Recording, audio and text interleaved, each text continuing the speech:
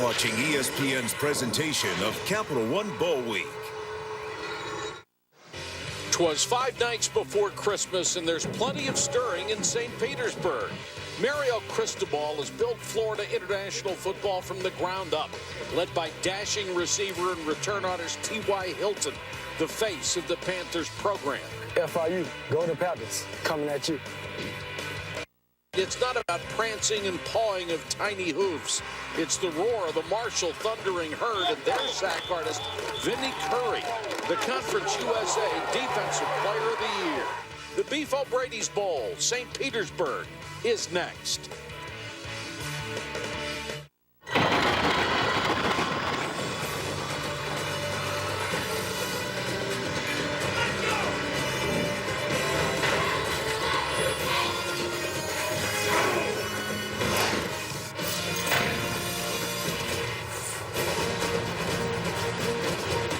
Welcome to Tropicana Field and the Beef O'Brady's Bowl, St. Petersburg.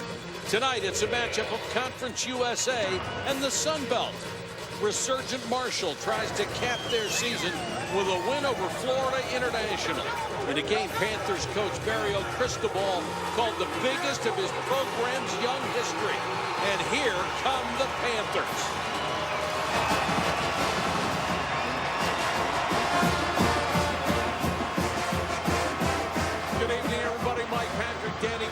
It's great to have you with us. When you're a young program like Florida International, you have to have somebody who can grab the public's attention and keep it. They have been very lucky to have that for 4 years with T.Y. Hilton. T.Y. Hilton has grabbed people's attention because of his plays on the field. This is a dynamic receiver who could have gone anywhere in the country, but he chose to stay close to home, much to Mario Cristobal's pleasure.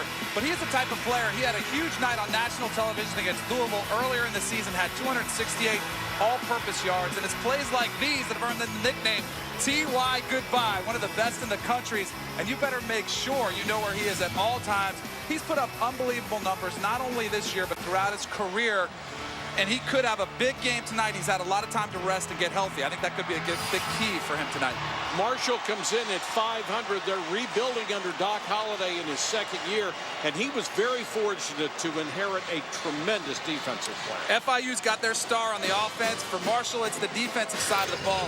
Vinny Curry is the type of player who can change the nature of a game. Doc Holliday, his head coach, said he's never seen a defensive player dominate games the way that Vinny Curry does. He gets after quarterbacks all night. He's been double and even triple teamed all season long, but he hasn't let it faze him. He still finds the quarterback in the middle of that pocket. FIU better make sure to account for him tonight, try to help out their tackles as much as they can. Kickoff from St. Petersburg, moments away. Marshall and FIU ready for a battle by the bay.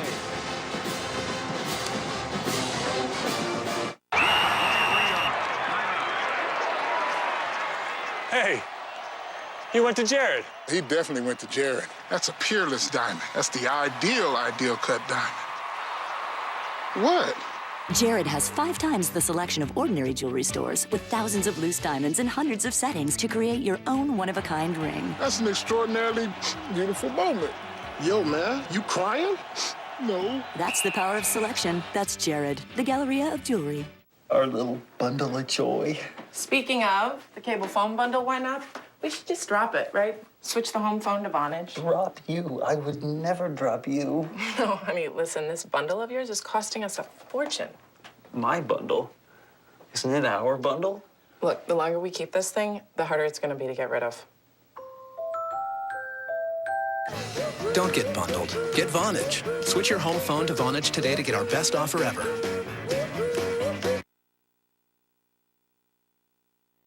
Hey, you got a great opportunity on a national stage. How about that? It doesn't get any better than that. You got that? It's important now. The plan never changes. You understand? The team that plays the hardest wins. We got to make sure at the end of the day that's us. That's us. We're either going to kick it or we're going to receive it. Whatever team takes that field, you make sure you set the tone for the entire game. You got that? Those player tails off. You got it? Let's take that field like a great team does, and let's go have a hell of a lot of fun. Let's go play ball. Let's go. 1, 3, showtime. 1, 2, 3, showtime! Go! That was Doc Holliday in the Marshall locker room just moments ago. He's in his second season with the Thundering Herd. But it's FIU coach Mario Cristobal that's been in the news, reportedly the top candidate for the vacant Pittsburgh head coaching job. For more on Cristobal and the program he built, let's send it down to the third member of our broadcast team. Here's Janine Edwards. Janine. Well, Mike, when Mario Cristobal arrived at FIU in 2007, he arrived to no stadium, no meeting rooms, no weight room. He actually made a weight room out of the racquetball court by throwing some weights and a Bowflex in there and surrounding it with chain link fence. He then was informed that the program would be losing 30 scholarships. He said, we hit rock bottom. It was as bleak a situation as you could get. But Cristobal said no one gave up. They have an 8-4 record this season, and he said the exciting thing is we're just scratching the surface. But will he be around to see what the future holds? Well, FIU Athletic Director Pete Garcia just told me, yes, Pittsburgh is making a strong run at his head coach. We'll have more from Garcia a little later, Mike. All right, Janine, thanks very much. And it really has been a tremendous growth story for this program. When they lost after that 0-12 season and Mario took over, and he was informed after 1 month on the job that he was going to lose 30 scholarships. That's almost the death penalty, Danny. It really was. And the thing that's amazing is that his assistants stayed behind him. They bought into what he was trying to do. And he's such a likable guy. He's able to recruit talent down in South Florida. There is a great talent base down there. And he's starting to pull guys away from the likes of Miami, Florida, and Florida State.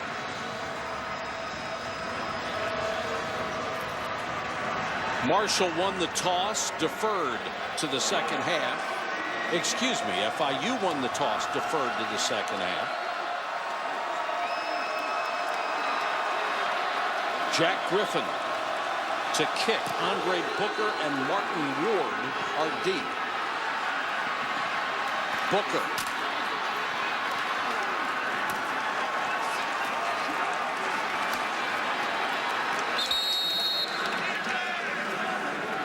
And finally down, but I believe they're going to mark it before. Rakeem Cato, a freshman, 6'1", 180 out of Miami, a young man who's thrown for almost 2,000 yards this year, 13 touchdown passes, 10 interceptions. He is the only quarterback on the roster right now. There is no backup save for a backup wide receiver and a backup tight end. We'll get into their quarterback story in detail as we go along.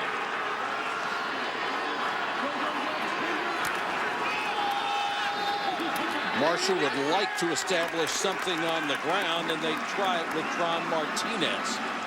Let's take a look at tonight's impact players, brought to you by PNC Bank. Well, for Marshall, their passing game starts with Aaron Dobson. He's a big receiver on the outside, 6'3", 204 pounds. He's their big playmaker. For FAU on the defensive side of the ball, Tarek Williams. His nickname is the Werewolf. He is a game wrecker, a type of guy that can get after the quarterback all night. And at the back end, it's safety Jonathan Cyprian. He's the emotional leader, the captain of this team. And he keeps everybody in front of him, keeps everybody directed up front. He'll be doing that all night long.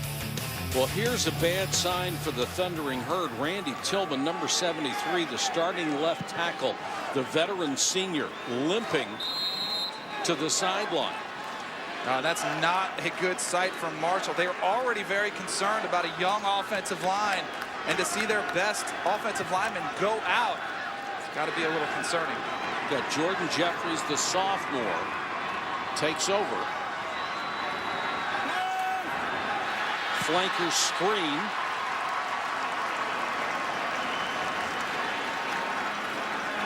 And that's Jermaine Wilson, who is Jermaine Kelson, who is not only a backup wide receiver, but tonight is a backup quarterback.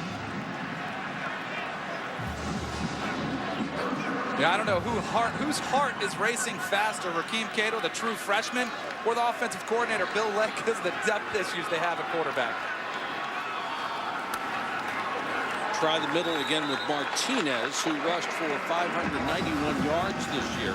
He's been banged up most of the season. A lot of these guys get healthy over a break that they normally get before a bowl game. And that's the case with several of these players. Cato leads them out, and Van is the deep man. 7 yards behind the line of scrimmage. Cato on the roll. Dumps it underneath. And that's his tight end, C.J. Crawford. He is the third string quarterback tonight. And they are inches shy. So the backup quarterbacks may not get to play quarterback tonight, but at least they're getting to play.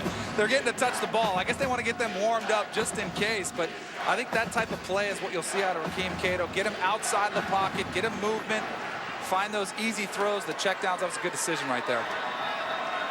3rd and inches. Van is the tailback. Play action fake. Cato, good fake. Double clutch. And overthrew a wide open Aaron Dobson. Oh, I love the play call by Bill Legg, the offensive coordinator, on a 3rd and short. Everybody in the house thinks you're going to run the ball, keep it on the ground, dials up the play action. Had FIU biting up, was wide open. Aaron Dobson, Rakeem Cato just overthrows him.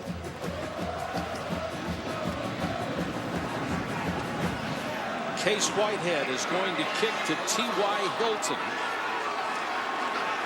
who has the best nickname for a return man I've ever heard. His nickname is Goodbye. Marshall having a lot of trouble with their special teams punting unit, hustling guys on and off the field. They didn't have the right numbers and had to burn a timeout. And there is a flag down. Substitution infraction on the offense. 5 yards from the previous spot, 4th down. Hilton would be the nation's top punt returner if he had enough catches. He's only had 8 opportunities this year, but he's averaging on punt returns 23-2. That's just outrageous. And in his career, he has 6 touchdown returns of either punts or kickoffs, and a flag down as there was movement up front.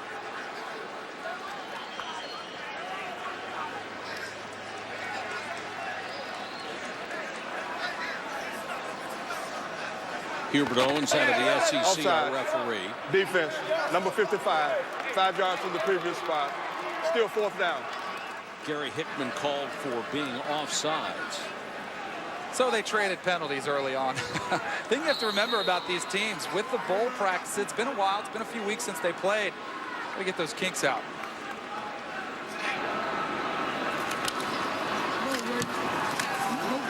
Beautiful high kick. Hilton comes up, has to make the fair catch at the 11-yard line. Only 34 yards, but Hilton doesn't get the chance to run it back. There was a question who would start at quarterback tonight for FIU. Would it be the redshirt freshman, Jake Medlock, or the 5th-year senior, Wesley Carroll? They said it was a game-time decision, and the decision comes down in favor of Wesley Carroll.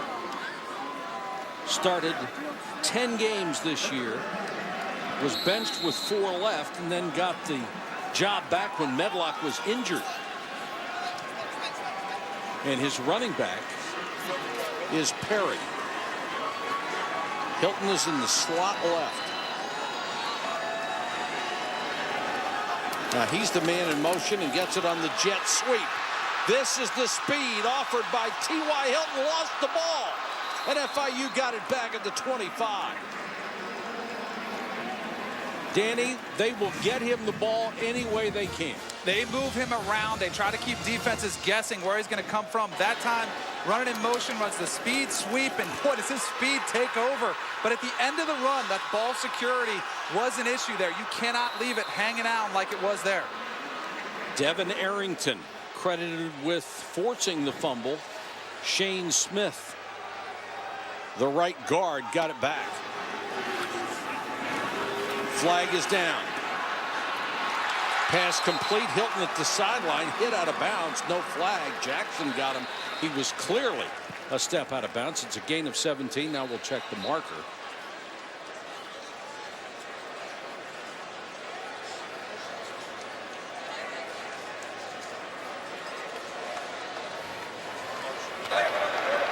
Offsides. Defense number 99. That penalty is refused. The result of the play is a first down. Let's take a look at T.Y.'s route on the outside. He runs so many post routes. DBs get worried about getting beat deep. That time breaks it off to the corner. A nicely thrown ball by Wesley Carroll. Talked about Vinny Curry having an impact tonight. Even though he didn't get the sack, trust me, Wesley Carroll is going to remember that hit throughout the night. And he will draw plenty of attention from FIU. Fake to Perry. Matthews throws incomplete, intended for Fauscher, his tight end. Tried to hit him a little touch pass and missed. He had a lot of room to run, too. T.Y. Hilton was on the outside, cleared out. All he had to do was flip it out there in the flat, but Wesley Carroll just a little overthrown. That's Jake Medlock, the redshirt freshman. We do expect to see him play tonight, and he gives them another option. He is a much better runner than Wesley Carroll. The running back, Kedrick Rhodes, number 9.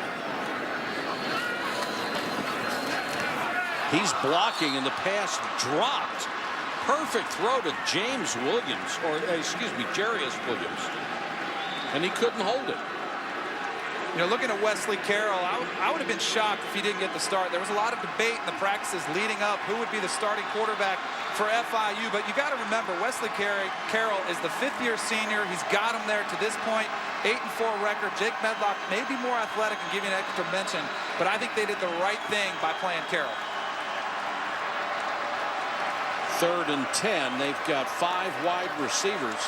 Hilton is in the slot on this side.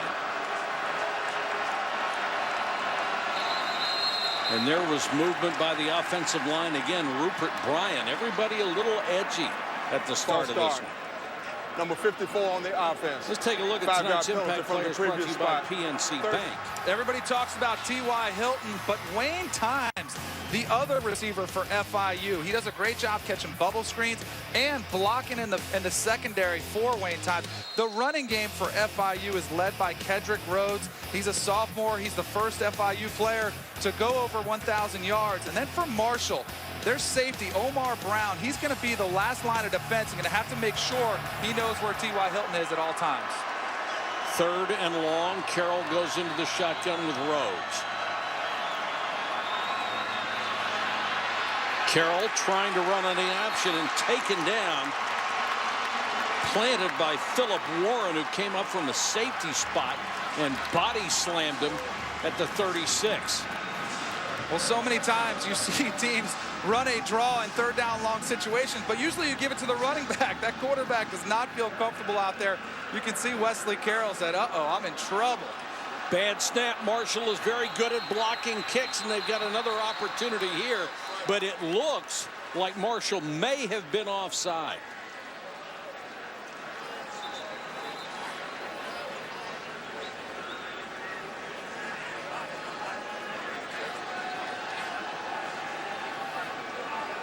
Terrific job by Brisk just to field that snap. Before the snap, false start on the offense. 5 yards from the previous spot. Still 4th down.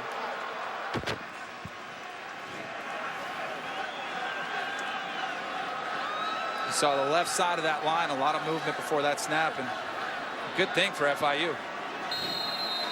Brandon Taylor, see if he can do a better job on the snap this time.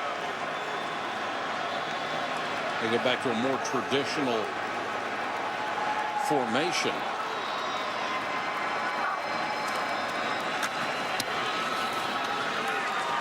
Good snap.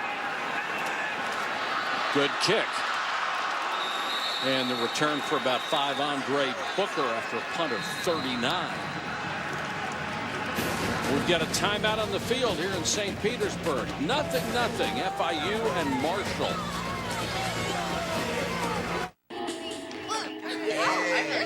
Hey, let Mom try. Ready? Go. Sometimes a hint is all the wrapping a gift needs. Wait a minute. The The Lexus December to Remember sales event is here, but only for a limited time. See your Lexus dealer for exclusive lease offers on the 2012 RX 350. And as a gift from Lexus, we'll make your first month's payment.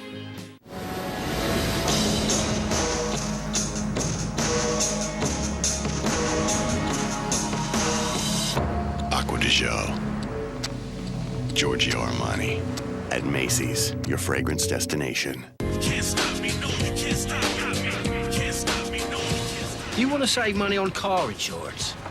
No problem. You want to save money on RV insurance? No problem. You want to save money on motorcycle insurance? No problem. You want to find a place to park all these things? Forget about it. This is New York. Hey, little guy, wake up. Oh, come off it, mate. Geico, saving people money on more than just car insurance. This Christmas, Get inside! survive the holidays. We take one step outside and we're dust. The darkest hour. Rated PG-13, Christmas Day. It's the granddaddy of them all.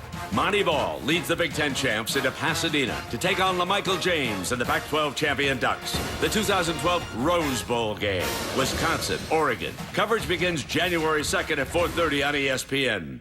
Hi, I'm Chris Elliott, CEO of Beef O'Brady's. For 25 years, we've been the place where game time meets family time.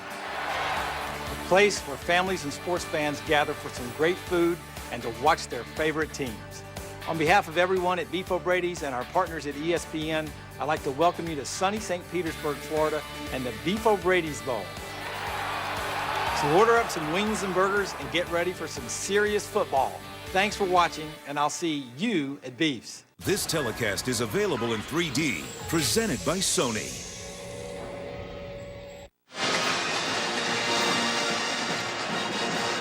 Aerial coverage tonight provided by Goodyear. Everything Goodyear has learned making tires that go the distance inspires what they roll into yours. Goodyear, more driven.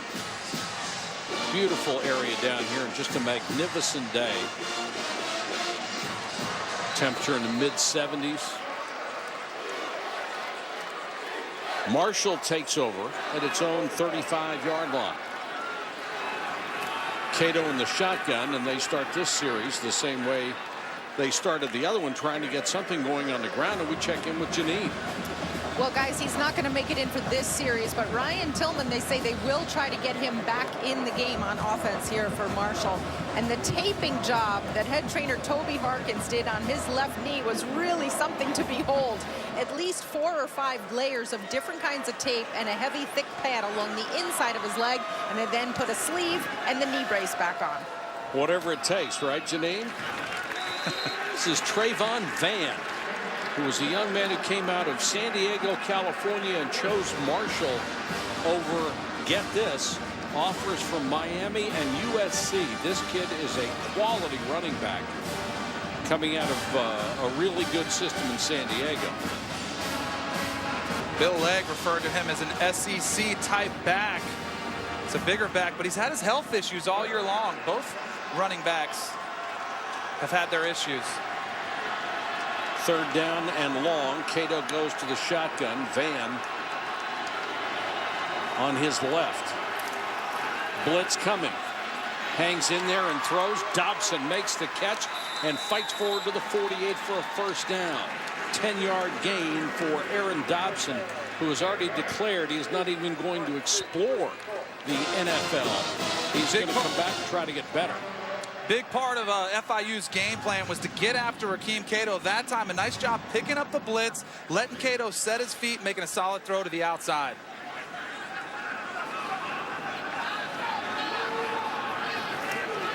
Play action fake. Cato, nice throw, but his intended target fell down. That was Antavius Wilson, made his cut toward the outside and lost his footing. The playing surface out there is a little unique. It's not like your typical artificial turf that you'll see at a lot of football stadiums. You got to remember, this is a baseball field out there. Players, a lot of times it takes them getting some used to which cleats they might wear, which screw ends. They might be making some adjustments.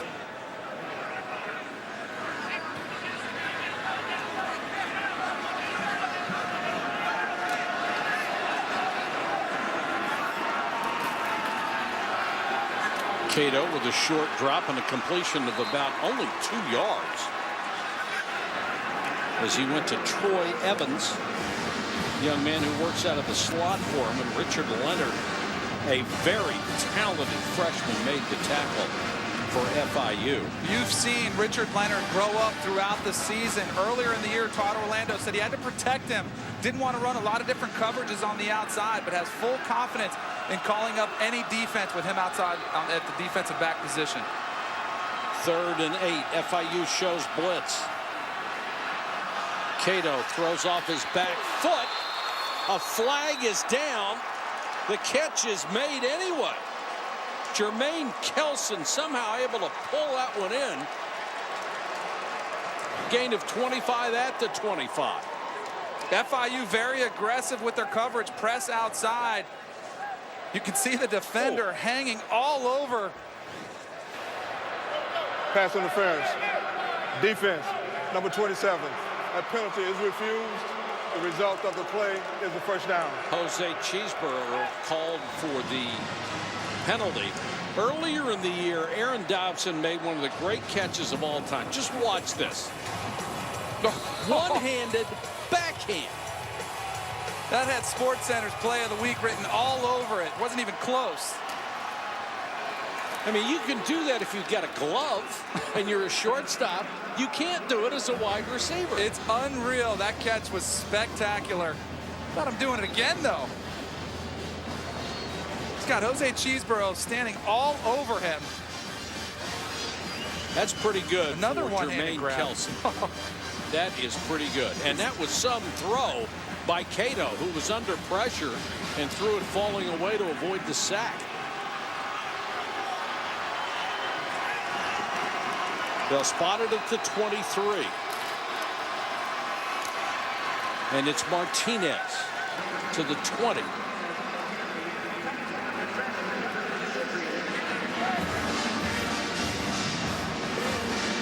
Marshall right now with a nice mix of run and pass, picking their spots to move the ball down the field, working the run game, establishing that.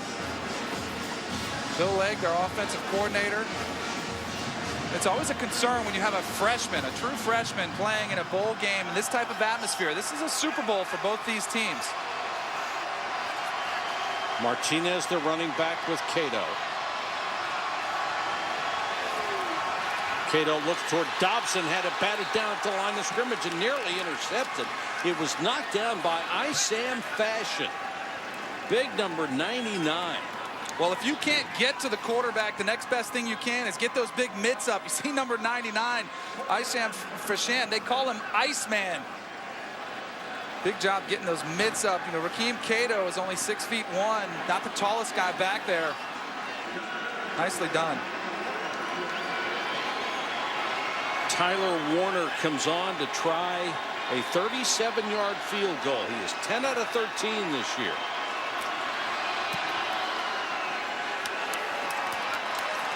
Now he is 11 out of 14.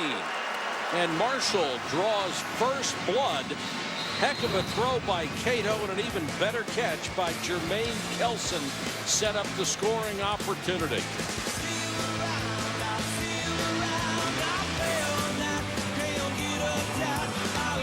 Get in the game.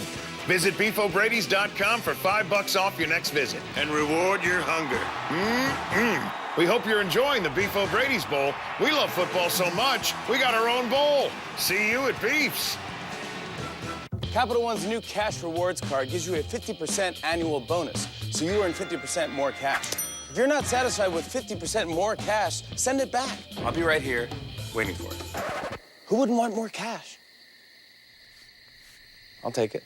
I'll make it rain up in here. The new Capital One Cash Rewards Card. The card for people who want 50% more cash. What's in your wallet? Sorry, I'll clean this up. Shouldn't have made it rain.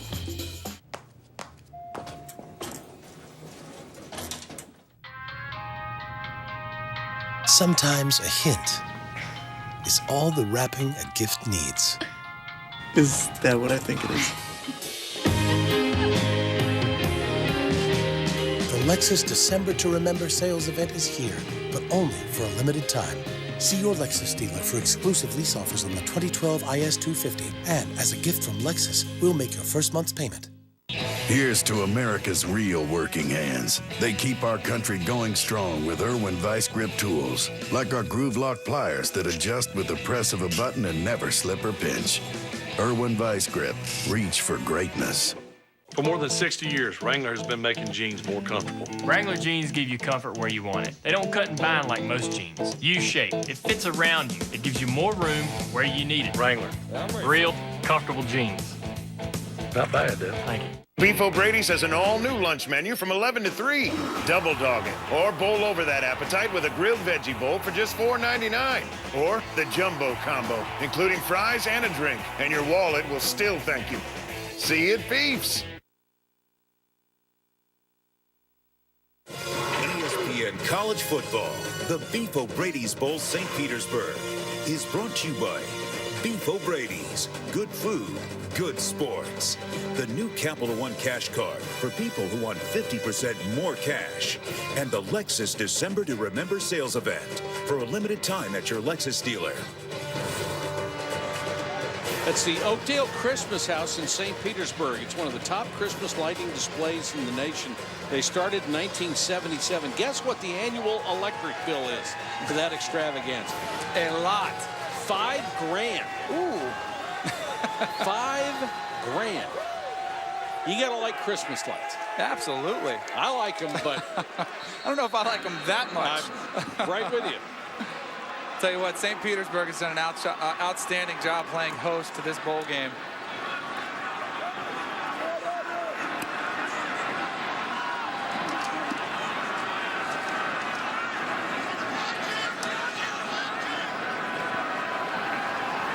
Justin Haig to kick.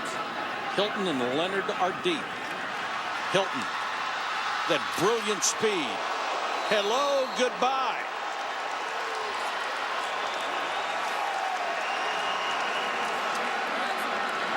Alex Bazzi just unloaded. Well, T.Y. Hilton didn't know where he came from. Thought he saw he had his sights on the end zone.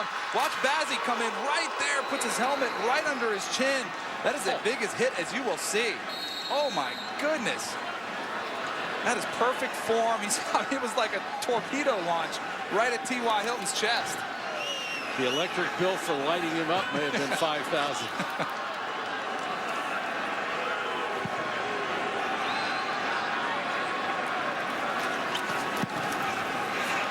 FIU trying to get something going on the ground, and they'll start with Daria Perry.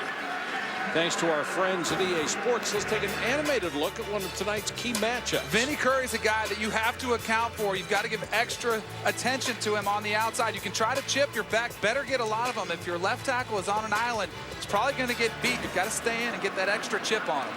Perry on a little running back sweep out of the backfield. And the throw by Wesley Carroll. Jeremiah Taylor ran him out of bounds. Made several All-American teams this year. The top defensive player in the conference. He is a special player on the outside. He really is. Doc Holliday said he's never seen a defensive player dominate games the way he has. He also does it in special teams too, which is pretty rare. Carroll in the shotgun on 3rd down. Quick out tipped. It's going to be a catch, but only for a couple of yards after the ball was tipped up in the air. Rashad Jackson. By Rashard Jefferson. Wow, did he see this coming from a long way? Just a quick hitch route outside, but look at the anticipation and the break on the ball by Rashad Jackson on the outside. Really well done. Almost had an interception. Pretty good awareness by FIU's Jacob Younger, making sure he gets that ball. Booker is deep. And Brisk will kick. Nice punt. Booker has some quicks. 40. Looking for another block. Booker. Into FIU territory at the 44-yard line. A 38-yard return. How about Andre Booker making his best T.Y. Hilton impersonation? Right here, starts to the right, finds a little crease up the middle, picks up some blockers. Giving Marshall great field position to start this drive. Just that little hesitation really set up that run with a little move to the right and then cutting it upfield, getting vertical down the field as quickly as possible.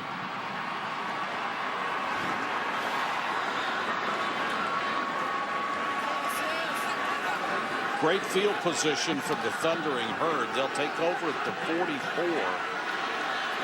Martinez back in at the running back spot. It's a good chance to take a shot. Back with 4 wide receivers. And Cato, another good play fake. Deep over the middle, too high. And it's picked off. Intercepted by Richard Leonard, the sensational freshman. Leonard drilled, but not before he gets into Marshall territory after a 35-yard return. And that was his 3rd interception of the year.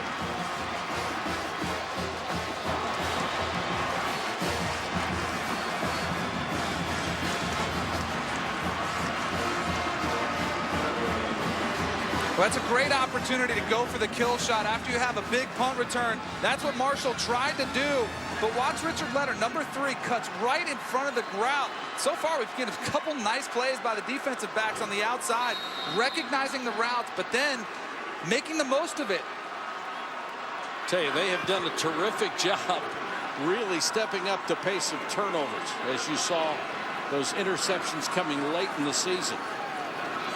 A little triple option action that time, and Kedrick Rhodes, who is only 14 yards away from setting a new school rushing record. Tackled by Omar Brown, who leads this club in stops. That was 110 for him on the year. Watch T.Y. Hilton. He comes in motion. All Wesley Carroll does is poke in his belly. That gets the outside defenders to widen out and allows the big hole to open up for Kedrick Rhodes inside.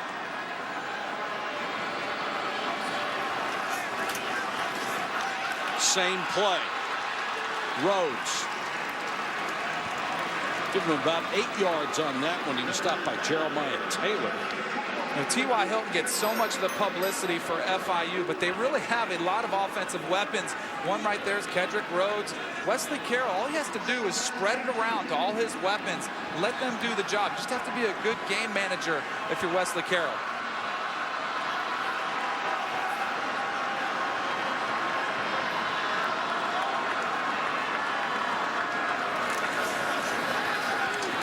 Carroll quickly gets it out to Wayne Times. And Times close to the sticks. Maybe just a bit shy. It's a big part of FIU's game plan is that distribution, getting the ball all around, making you cover them sideline to sideline. 3rd and short.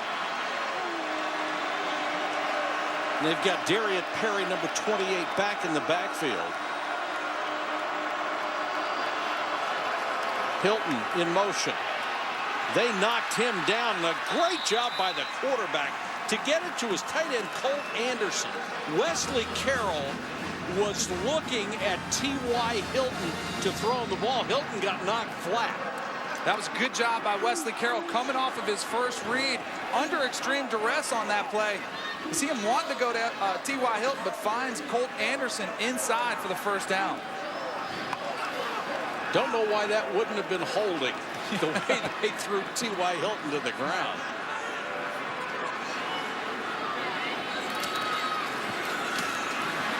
Carroll gives to Rhodes.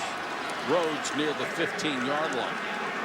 This is a Marshall defense that has been vulnerable all year. They've given up a lot of yards. They've given up a lot of points. They really have struggled, but they're very opportunistic. They give up a lot of big plays, but they come up with a lot of big plays, too. When you got a guy like Vinnie Curry who can get out to the quarterback, some other players, Omar Brown in the secondary, they've been playing a lot of bend, don't break. So far, FIU has done a pretty good job with Curry. Carroll saw the screen was covered and threw it away. Times had a man right in his grill out there. Carroll has made excellent decisions so far. He really has, and that's what makes him special. When he does that, when he's a good game manager, he can lead this team to a lot of wins. And there's a look at Marshall's defensive struggles throughout the year. You see them really low on the ranks. But the one thing they do well is they create turnovers. Third down and long for FIU.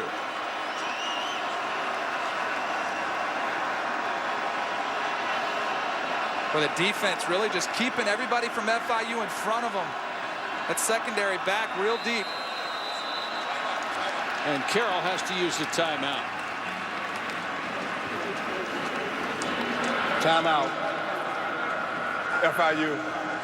It's their first time out of the half. We've got a timeout on the field. 1:58 to go, first quarter. 3-0. Marshall. ESPN Monday Night Football. Falcons Saints at 8:30. You ready for your present? Yeah. All right, I'll be right back. Okay.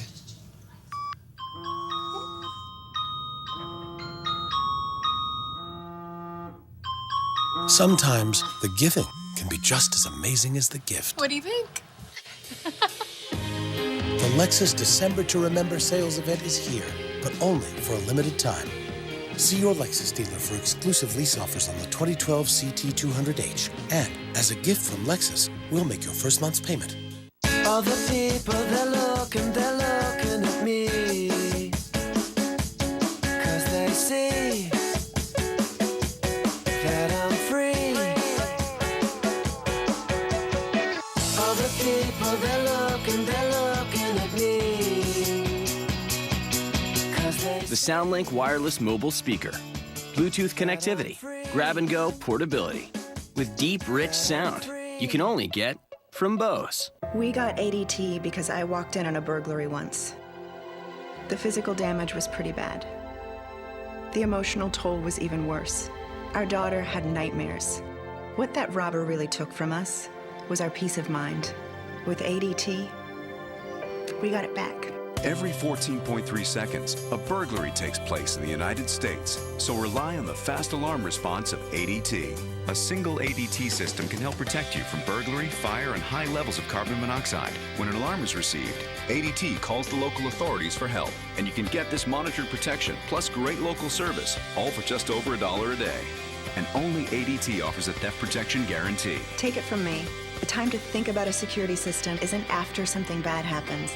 It's before. Call now and get one of our best values, ADT's Essentials Plus system installed for $99. Hurry and take advantage of these savings. ADT, always there.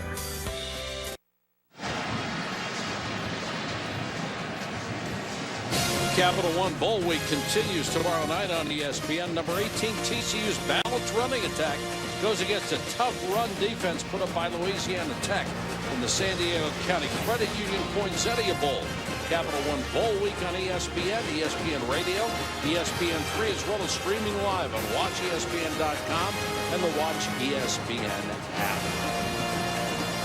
Big third down here for Florida International. It's where you'd expect them to favor T.Y. Hilton. Beside him in the backfield.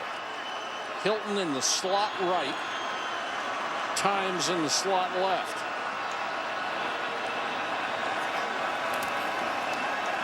Carroll short set. Hilton 5 down to the 1. T.Y. Hilton.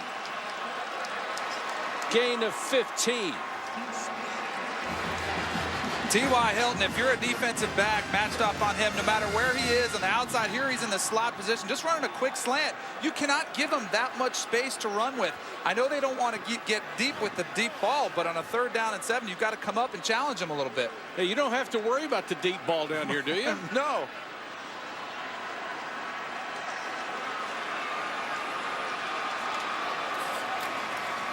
Hilton on the jet sweep. Touchdown.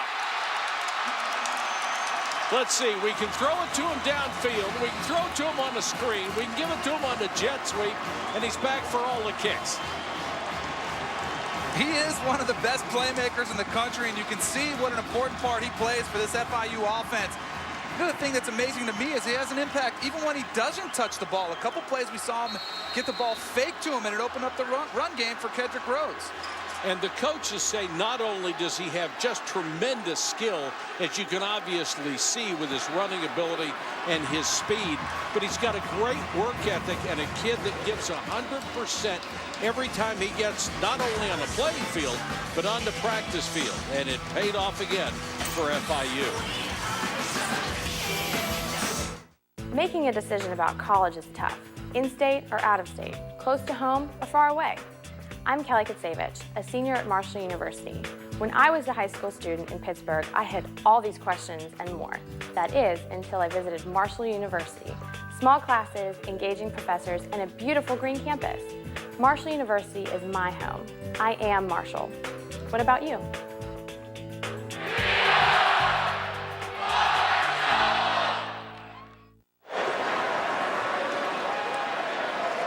Young man has a young son, and he said the best thing about going to play in the NFL is he's going to be able to take his son to the mall and buy him anything he wants. Right now, he can't do it. And it's going to be a great story. He's going to be able to buy him a whole lot of presents at the mall. Yep. Coming up pretty soon, come April, when that NFL draft rolls along. He has 31 yards on 2 catches and a touchdown and 2 runs for 16. Booker and Ward are deep.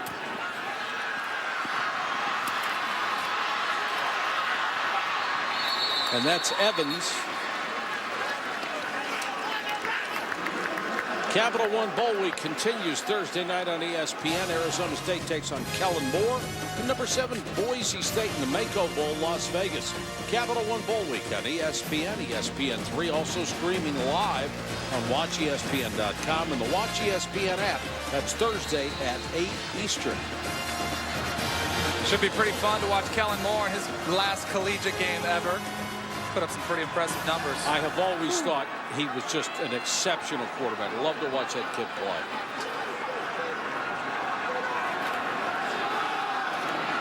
Cato starts it off with Trayvon Van, who gets a nice gain straight up the middle. And we'll check in with Janine Edwards. Well, Mike and Danny, something to watch for on this series for the FIU defense. Their coordinator, Todd Orlando, was telling them he's gambling on the herd, sticking a little more to the run game after that interception. He said, I think we can scale back a little bit on our pressure now. We'll scale back a little bit on the blitzes after that interception.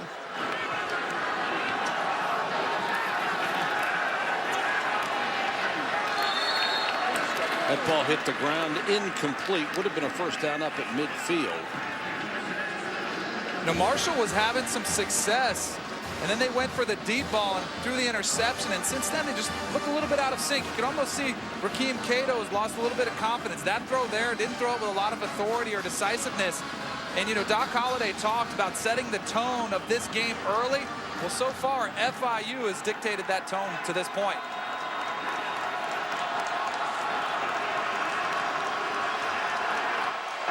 Third down, about 4. 4-man rush. Now Cato flushed out of the pocket. Throws. And it will be enough for a first down up at the 49-yard line as Evans made the catch. Their offensive coordinator, Bill Legg, talked about Rakeem Cato, his growth, his maturing as a quarterback throughout the season. That play right there was an example of a young quarterback making a good decision. Had some pressure, found his way outside the pocket, found a receiver to pick up the first down. Good job. When he's gone through just about everything you could go through as a young quarterback. He won the job coming out of camp, lost it to A.J. Graham, who was a better runner, and then got it back when Graham got hurt. This one's completed to Tommy Schuler. That elevated Eddie Sullivan. Could have been the starting quarterback, but he, without notice or without explanation, he quit the team.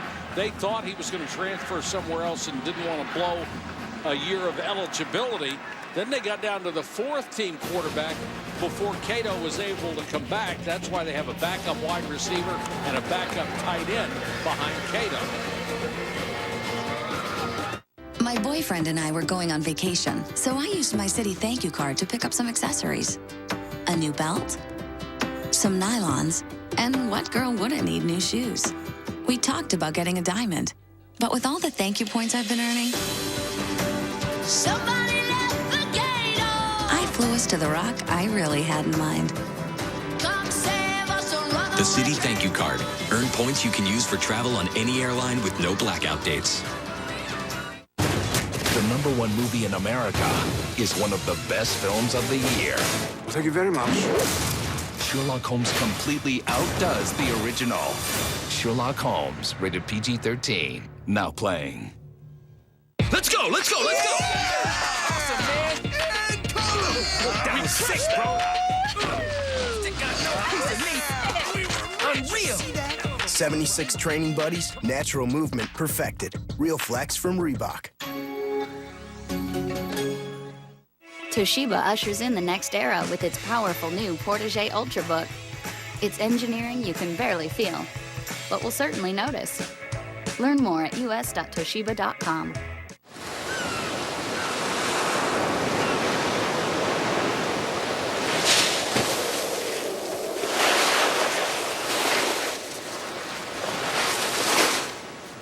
Do you know what my favorite run of the day is?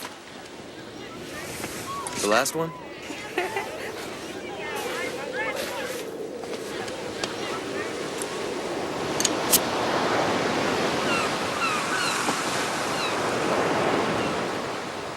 We were doing a live shot for SportsCenter, and my 5-year-old at the time, he was kind of waving and sitting in the chair and waving. I can see him out of the corner of my eye, so I'm trying to focus as best I can on the question, and at the same time, I'm going like, and there is his little head peeking over my shoulder, trying to see if he's on TV. They don't look at me as a broadcaster as I'm dad. I'm a sheriff. That's basically what I am. My name is Kirk Herbstreit, and I'm definitely comfortable in my own skin. Hi, just wanted to let you know that military personnel can pre-board at the gate. Passengers and our uniformed military personnel to board at this time.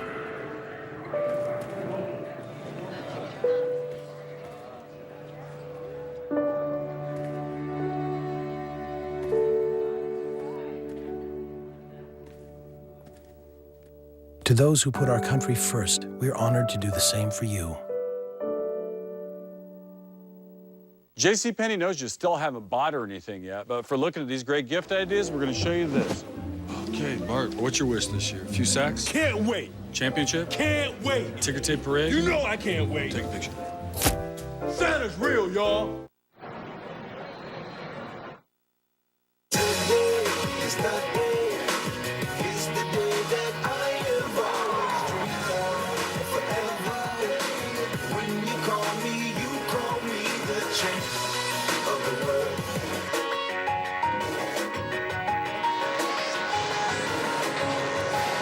Welcome back to St. Petersburg, and there is a outstanding receiver going to the sidelines and going to the locker room, T.Y. Hilton for FIU.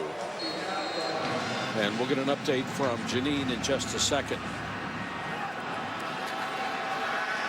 Cato in the gun, goes to Dobson, and Dobson lost ground. Back to the original line of scrimmage. Cheeseborough made the tackle.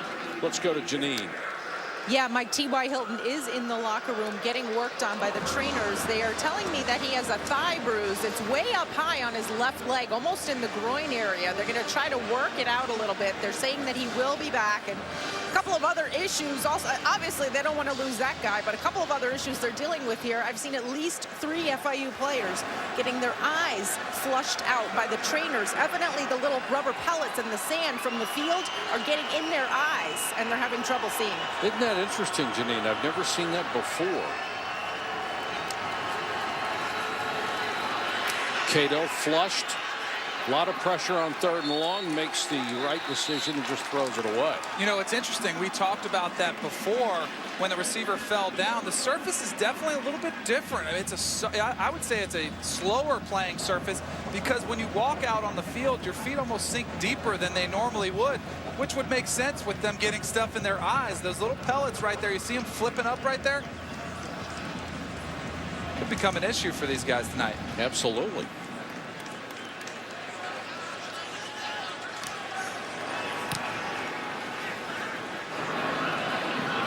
Fair catch made at the 7-yard line by Richard Leonard. Punt of 43, no return.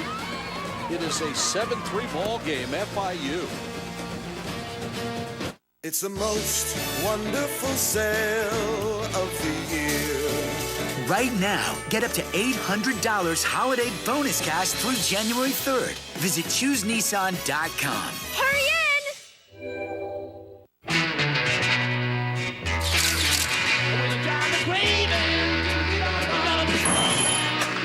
in! Would you like her to rephrase the question?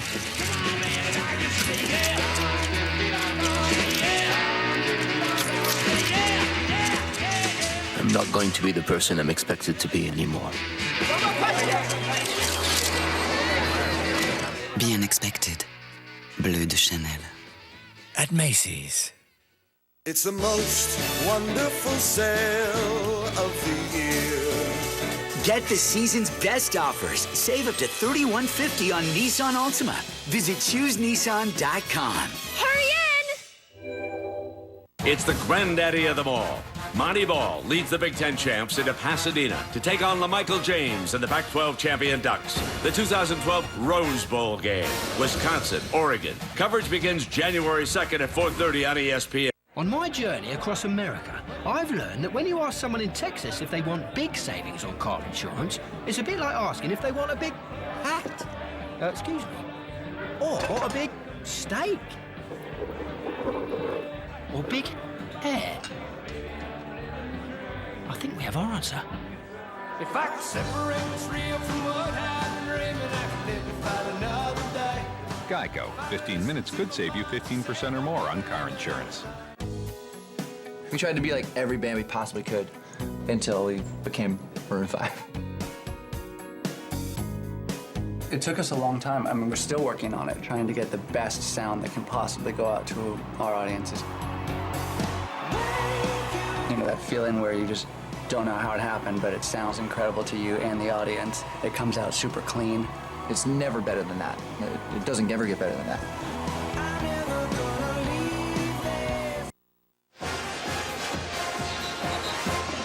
7-3 Panthers over the thundering herd of Marshall. We're at Tropicana in St. Petersburg, and of all the programs in the football-rich state of Florida, there are only two with winning records this year. Florida State is one, FIU is the other. I think a lot of people would be interested to see how FIU would match up with those bigger programs like Miami, Florida, and Florida State. Well, you know, they'd love to play.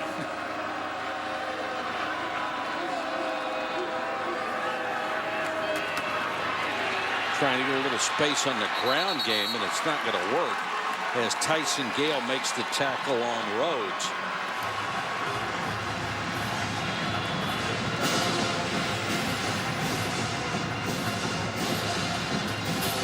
What they did the first 6 years, they only won 26% of the games as they tried to build their program, and they got pounded in the process.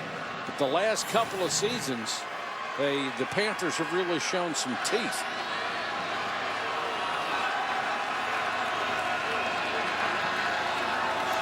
Carroll drops into his own end zone, throws over the middle, and completes it to Jacob Younger.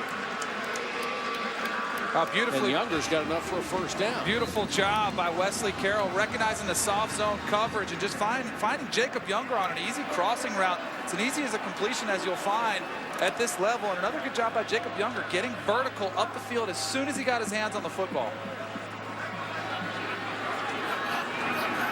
Hilton still in the locker room, having been tended to for that bruised thigh. Now we understand he has just come out. Rhodes picks up a couple. And Hilton hopefully will be able to get back into the ball game. They rely on him so much. And T.Y. Hilton was really looking forward to this game because he was able to get healthy. He had been hampered all season long by a few nicks and bruises, had a hamstring issue that really slowed him down. They had to pick their spots. They took him off the punt return team. So he was very excited about being full speed, as were his coaches. So you got to hope that that's just a bruise. He's able to patch it up and come back full speed.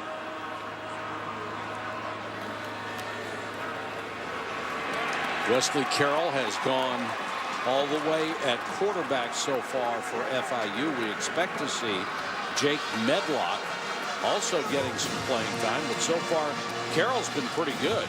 He's been solid. He's really made good decisions, but I think you see the impact that T.Y. Hilton has even when he's not on the field. The linebackers, the secondary, they're not worried about getting beat deep. They're not worried about getting beat on the outside, so they're able to control that running game much better without T.Y. Hilton on the field. I mean, it sounds crazy to say a wide receiver could have an impact on the running game, but he really does. You're absolutely right, Danny.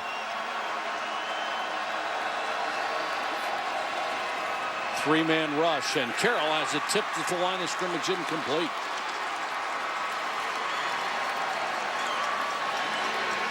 That'll bring on the punt team. Well, FIU's offensive line, which has been solid all year long, does a pretty good job in protection. But earlier we saw a batted ball by FIU. That time it was number 96, Brandon Sparrow, for Marshall, batting that pass down. Wesley Carroll had a first down, too. Brisk to punt to Booker. He signals fair catch on a line drive kick and makes it to 43. 37-yard punt, but no return. And Hilton trying to get himself loose and get back in this ballgame.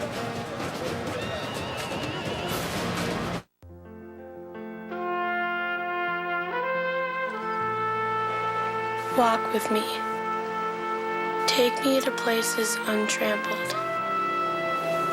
Pathways bathed in amber. For this day is a gift. So let us abandon our routines, dance by half light, and keep all of our promises. Visit stpclearwater.com. It's the most wonderful sale of the year. Right now, get up to $800 holiday bonus cash through January 3rd. Visit ChooseNissan.com. Hurry in! Everyone have their new BlackBerry from AT&T? It's 4G, so you can do more faster. So, Catherine, post more YouTube videos of your baby acting adorable. Baby, on it. Matt, ignore me and keep updating your fantasy team. Huh? Jeff, play a game. Turbo boosting now, sir. Dennis, check in everywhere you go on Foursquare. That's Mayor Dennis of the water cooler. You're the best. Liz, rock out to Pandora. Oh, no, I'm an only child. And Nick, you shouldn't even be here. You can do everything from the golf course. Good? Good. On AT&T, BlackBerry Torch moves at the speed of 4G. Everyone believes in keeping their promises once a year. But we believe in helping people take steps to keep them every single day. That's why every day we help people across the country get into their first homes, prepare for a comfortable retirement, and protect the people and things that matter most. At Genworth, we believe every day is the right day to take a step toward tomorrow. It's the most wonderful sale of the year. Get the season's best offers. Save up to $31.50 on Nissan Altima. Visit ChooseNissan.com. Hurry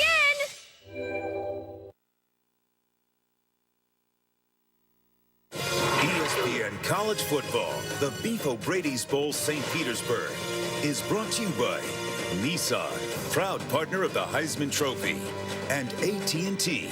Get it faster with 4G. Rethink possible. Doc Holliday would love to get back to this when there was royalty at Marshall. Chad Pennington, Randy Moss. Here's Chad. We'll talk to him in a second. Janine will have him down on the sideline. Byron Leftwich made a string of outstanding players. Thundering Herd takes over. Cato with the play fake and then throws out in the flat, picks up a few. Let's go to Janine.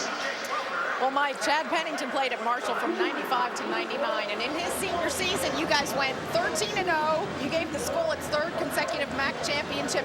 Did you appreciate those glory days then, or do they have even more meaning now in hindsight? Well, we knew we were creating history from the ashes of the plane crash in 1970 to being the winningest team in all of college football in the 1990s. We knew what we were doing, but probably not to the magnitude now we look back at it. And what are your thoughts on the program now and what the future holds for them? Well, I think we're headed in the right direction. Obviously, being in a bowl game here, playing against Florida International is really important for our program, being able to get back into the limelight and be relevant again in college football. This Marshall has a great story, and we should be proud of our story. There's only one we are, and that's We Are Marshall. And we got to be proud of that and get that going again. And you're a big part of that great story, so thanks for stopping by, Chad. Thank you. Janine, thank you very much. Chad, thank you. And Doc Holliday wants to revive that tradition. He grew up close to the university, now lives on the same farm that he grew up on, and was only 20 miles away on that horrible day when the plane went down. Tron Martinez gets this carry. Well, I think he should get Chad Pennington out in that speaking circuit with him. Absolutely. Go raise a little money, start promoting that program. Chad Pennington doing a great job as an announcer. Thank goodness he's doing NFL. Doc Holliday, known as one of the greatest recruiters ever in college football, especially out of South Florida. He's done a tremendous job there, and has wherever he's gone. Urban Meyer said his fingerprints are all over those 2 national championships for the players he recruited with the Gators.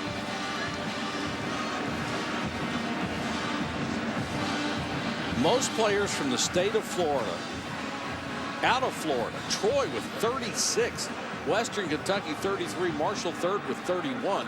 You can take the bad players out of Miami and have some really good players. You really can. I mean, I grew up in South Florida. There's so much talent in the entire state. That's how FIU has built their program, getting guys that were rejects from the bigger schools. Cato's going to have to burn a timeout. But there was a motion penalty, I believe. Let's see if they threw the flag first. Before the foul, timeout. Marshall. Timeout came first, so they won't lose the 5 yards. The ball will still be at the 35-yard line. They'll need to get to the 31 for a first down.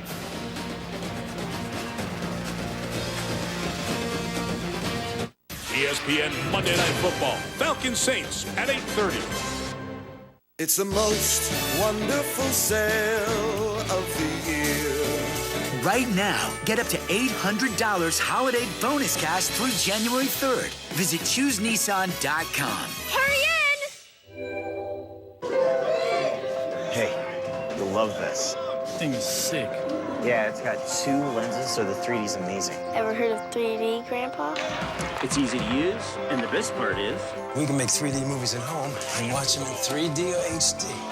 Check it out. That picture's incredible. Mom, this new TV is so cool. When you turn on a Sony, you can't help but show it off. Share your story at sony.com/stories. It's the most wonderful sale of the year. Get the season's best offers. Save up to $3,150 on Nissan Altima. Visit ChooseNissan.com. Hurry in! You never told me Autotrader.com had new cars. I'd love a new 2011.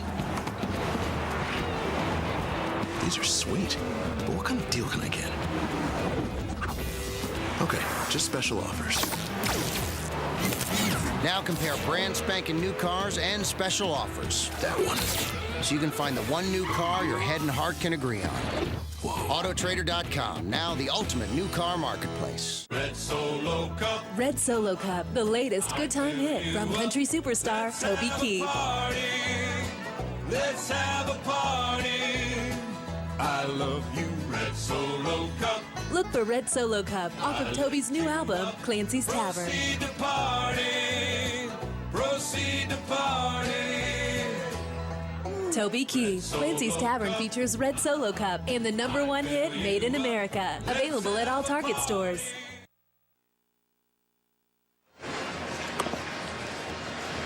Our aerial coverage provided tonight by Goodyear. Everything Goodyear has learned making tires that go the distance inspires what they roll into yours.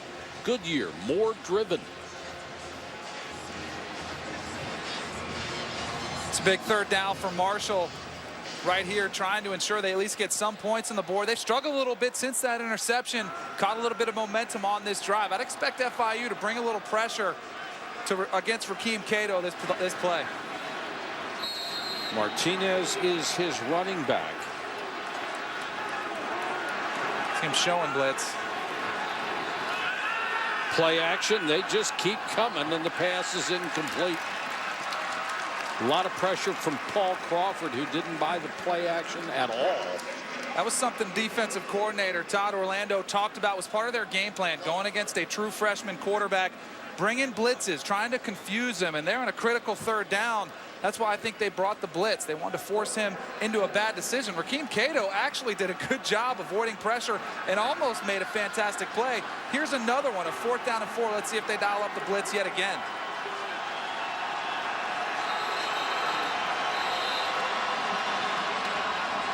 And we've got a timeout called by the defense. Timeout. FIU. So they want to talk about what they're going to do on timeout of the 4th half down on their side of the ball. The NBA returns on Christmas Day with ABC and ESPN bringing you 4 games after the Celtics and Knicks kick it off on TNT.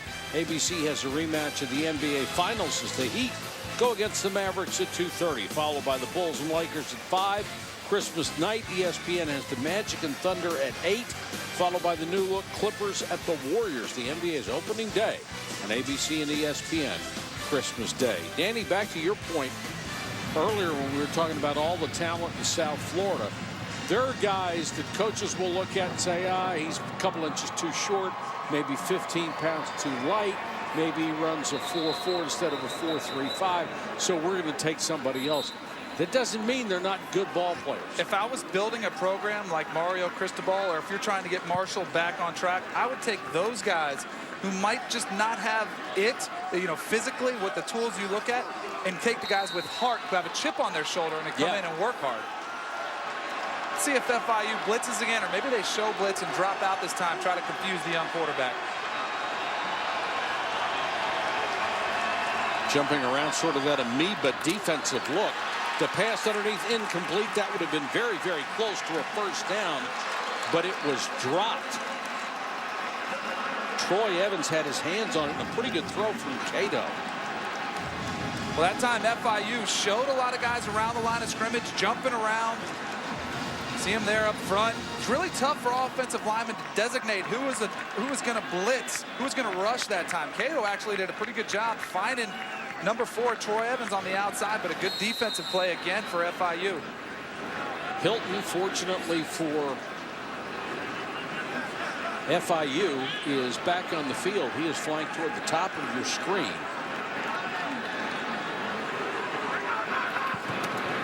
They fake it to him on the jet sweep and give it to Darian Perry.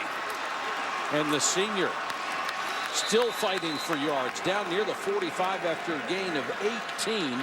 Finally stopped by Omar Brown and a host of white and green. And you see, once again, we talked about it earlier, Mike, the impact that T.Y. Hilton has. That time he's on the field, all of a sudden the middle of that run game starts opening up. He does draw some attention. He and Times both to the far side of the field. Perry again picks up maybe 5. And now if you're FIU and you can start establishing that run game, getting those linebackers and safeties to start coming up around that ball, that's when they can pick their spots and go for that big play over the top to T.Y. Hilton. And as we told you before, Marshall is a team that will gamble on defense. Sometimes they get the big play. Sometimes they give up the big play. Carroll with time goes to Hilton on the flanker screen. He got past initial contact and picked up a couple of yards. He grabbed for perhaps that thigh that was bruised earlier when he got hit on that play. Let's see how he comes out of this. They're just running a quick screen to T.Y. Hilton. I think FIU would have much more success going to Wayne Times on that play. T.Y. Hilton attracts so much attention. They're going to be on him pretty quick if he gets those quick hitting passes. Big third down here. Carroll with pressure in his face. Times, what a catch. went up and got it at the height of its flight. Good tackle by Arrington, but he couldn't stop the first down. You saw it, Mike. I mean, Wayne times, the greatest receivers use their hands. Watch him climb up a little bit, get this higher thrown ball, and just snag it out of the air with his hands, bring it in, field awareness, knowing where the first down is as well. Matthews back the other side, and it's his tight end Anderson, converted quarterback. The tight ends aren't a huge part of this FIU offense, but they'll mix them in there just to keep you honest. And right now, I know there was a lot of talk about playing two quarterbacks, but why would you take out the hot hand in Wesley Carroll? No way. Perry. That's a couple. They need to reach about the 24.5-yard line for a first down. Tyson Gale makes another tackle. Not only is Wesley Carroll making good decisions, but now the running lanes are starting to open up, starting to gas Marshall a little bit. Vinny Curry, who everybody's been talking about, has been relatively quiet to this point. They have controlled him beautifully. Third, call it 2.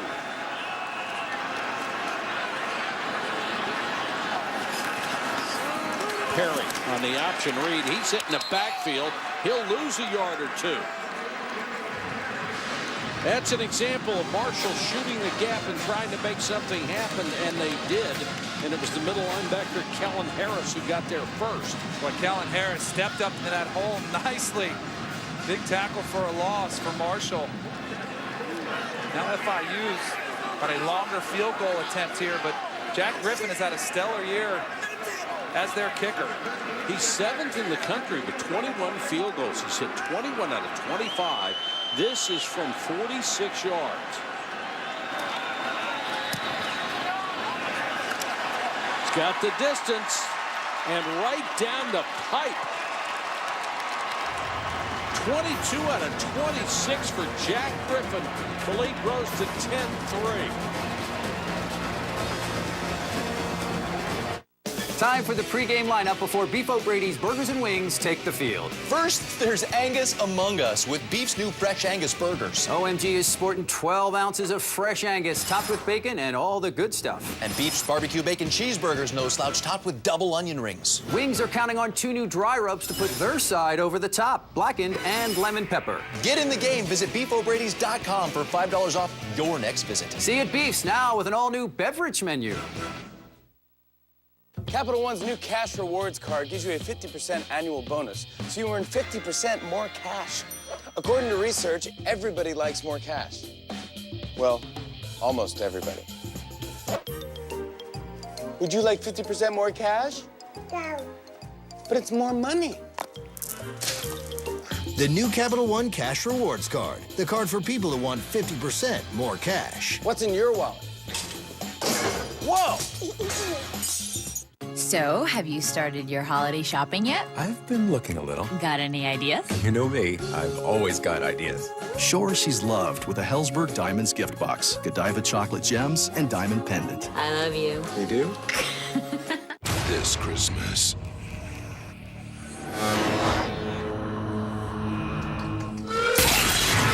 Survive the holidays.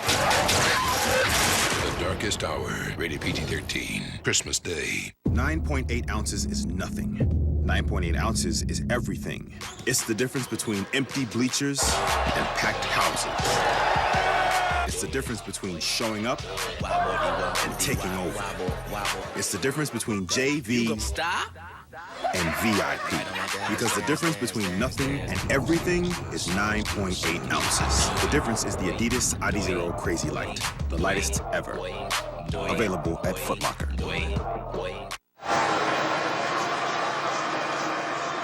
5:41 to go first half. FIU is taking a 10-3 lead over Marshall.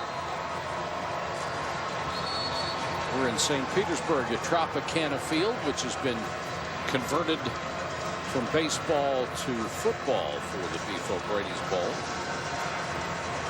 And the rumors are flying about Mario Cristobal. Will he be back at FIU? Will he be the new coach at Pittsburgh? That is the rumor du jour. Either place he is. there you have a good coach. If he stays at FIU, he can continue this track that FIU is on. And if he goes to Pittsburgh, they're going to get somebody who can turn that program around. Booker and Ward are deep. Booker to the 27, maybe the 28-yard line. Mario Cristobal, except for 4 years when he was an assistant at Rutgers, has spent the majority of his life in South Florida as a player at Florida. He was a very good tackle. Then as their tight end and offensive line coach, went to Rutgers, came back to coach at FIU, and was on the job a month when he was told your program is virtually being dismantled. At the same time, you're trying to build it up because of the previous administration that ran the program. But he has overcome every conceivable adversity, and the people down there, I think, are determined to do everything they conceivably can to keep him. The question is everything they conceivably can good enough to keep him going from someplace like Pittsburgh? That's the big question. It might come down just to dollars. I mean, I don't know if their pocketbook is deep enough to keep him around. And you can't blame Mario Cristobal for wanting to go to a BCS-type school and take that opportunity. Pete Garcia, the athletic director, has kindly agreed to join us in the third quarter to talk to Janine about the possibilities of losing an outstanding coach. Cato trying to get something going here before halftime. Van, who's got speed but not enough to get to the outside this time, is Jonathan Cyprien. Number 7 brought him down, and now Cyprien and Van doing a little wolfing at each other. Jonathan Cyprien, he's their emotional vocal leader, and you can see by his reaction after making this big play. Cyprien from the safety position and a tackle for loss, recognize that run all the way from the second level. See him getting this FIU team fired up. And right now, if you're Marshall, they're faced with a 3rd and long situation. You don't want to make a bad situation worse here. If you're a young freshman quarterback, be smart with the football in this situation. This is not a quick strike offense or an offense that's used to piling up a lot of points. So they don't want to fall way behind.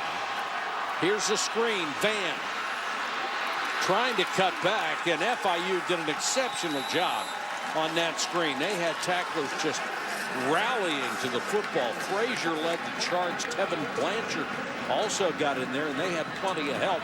They'll force a Marshall punt. Well, as an offensive coordinator, you can protect a young quarterback in those types of situations by really taking the decision out of his hands. And that's what they did with that quick-hitting screen. And FIU was all over it.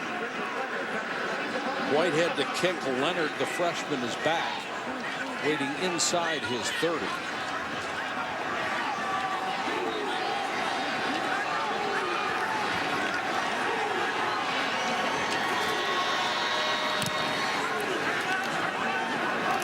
Beautiful high spiral, taking it to 25.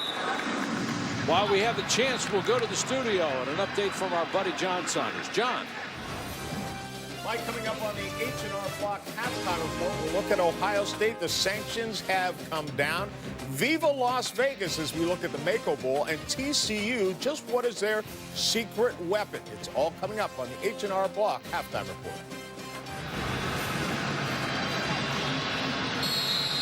How about those sanctions for Ohio State? The hammer really dropped, didn't it? Mark Emmert making a statement. He is not fooling around. Now, will FIU be able to do anything with it? You know, at this point, FIU has got to be very pleased with where they stand in this game. Defensively, they've done a great job containing a young freshman quarterback in Rakeem Cato, and offensively, they've pretty much had their way, and that's with T.Y. Hilton in the locker room for a series. Carroll has gone all the way at quarterback. The senior out of Fort Lauderdale. We have not seen Jake Medlock, who is a better runner.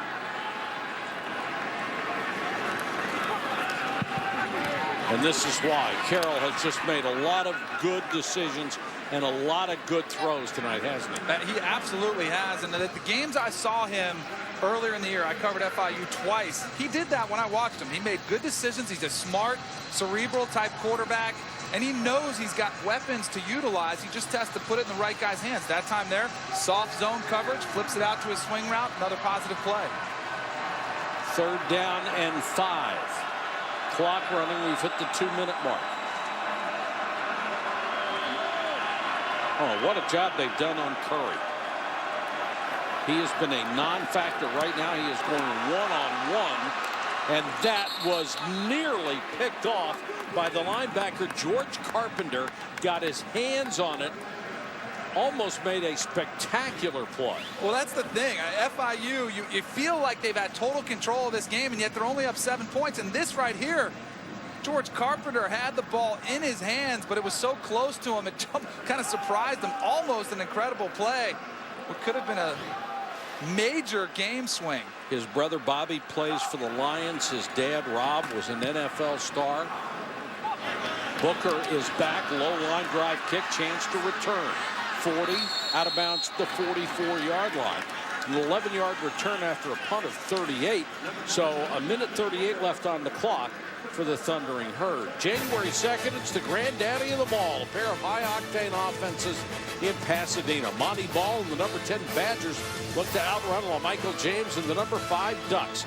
The Rose Bowl game presented by Vizio, Monday, January 2nd on ESPN, ESPN Radio, ESPN3, as well as streaming live on WatchESPN.com and the Watch ESPN app. Coverage begins at 4:30 Eastern. Marshall offense has been held under wraps after coming out well in the first 2 drives. They have only gotten 40 yards the last 4 times they've had the ball. Cato on the run. And has to throw the little dump down pass. It'll pick up only a couple of yards to Tron Martinez. It's almost if since Rakeem Cato threw that interception, everybody's got a little tentative. Not only Cato, but the play calling as well. Just been a little safe. 4-man rush, good protection. Boy, that's one way to hang a receiver out to dry. Dobson had to go up and get one and put him in a very vulnerable position. He put him up there to dry, and Sam Miller, the defensive back, number 39, came up and made him pay.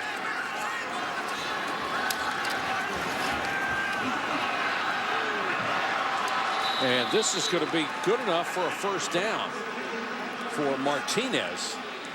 You know, that'll Cato, temporarily stop the clock. Cato, you know, he does that. He's pretty elusive in the pocket, just buys some time. Doesn't look like he's too stressed out back there. Just kept his cool, found his little outlet, and got a big first down.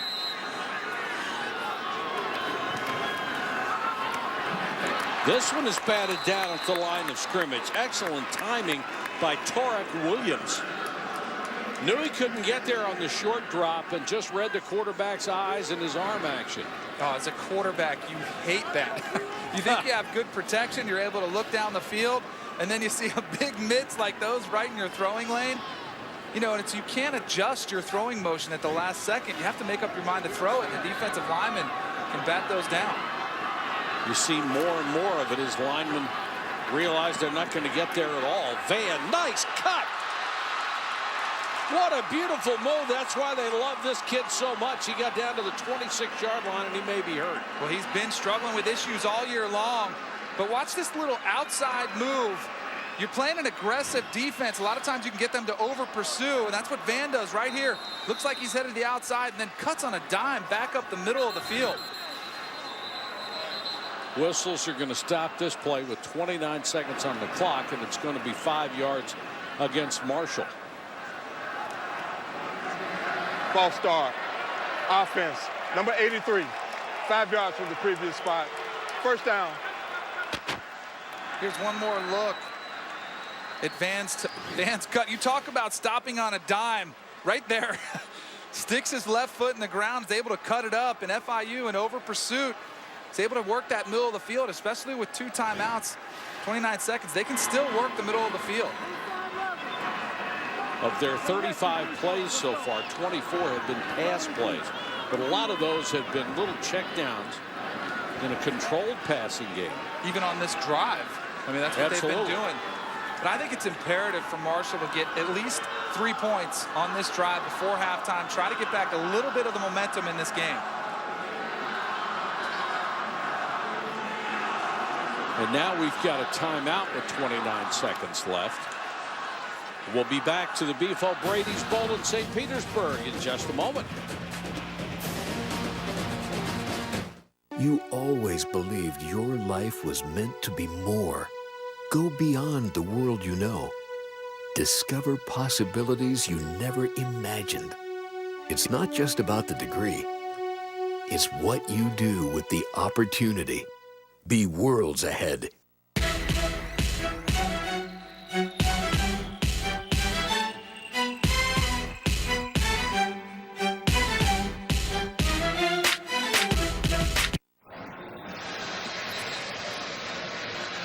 .29 seconds to go first half. Marshall driving. You know, Mike, we were just talking before the break about the conservative nature of Marshall's offense. They've had 24 pass attempts, but only 2 have been for longer than 10 yards. Cato, the freshman out of Miami, who said he came to Marshall because it was a chance to put his mark on the game early. Throws for the end zone. Touchdown, Dobson. He was covered by Sam Miller, who was with him stride for stride, but it looked like the ball just came right over Miller's shoulder, and Dobson came up with it. That was a pretty throw.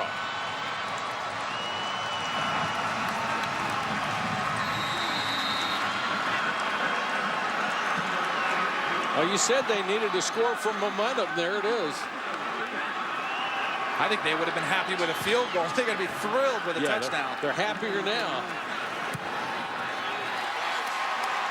Flags are down.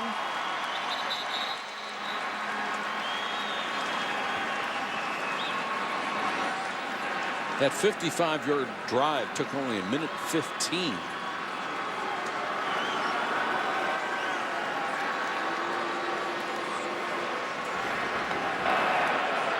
Offside on the defense, number 39. That penalty is refused. Extra point is good. Cato is hitting 64% of his throws so far. Well, FIU brought the house, which created man-to-man matchups on the outside. That Sam Miller in coverage. Pretty tight coverage, too. Just a perfectly placed ball. An even better catch by Aaron Dobson. We saw his circus catch earlier. That one wasn't too bad there either. He only needs one hand. Look at that. Got a left mid on it. Brought it in with the right one. You know, so much talk has been about T.Y. Hilton, and I know how receivers think. They don't like when another player is getting all the love.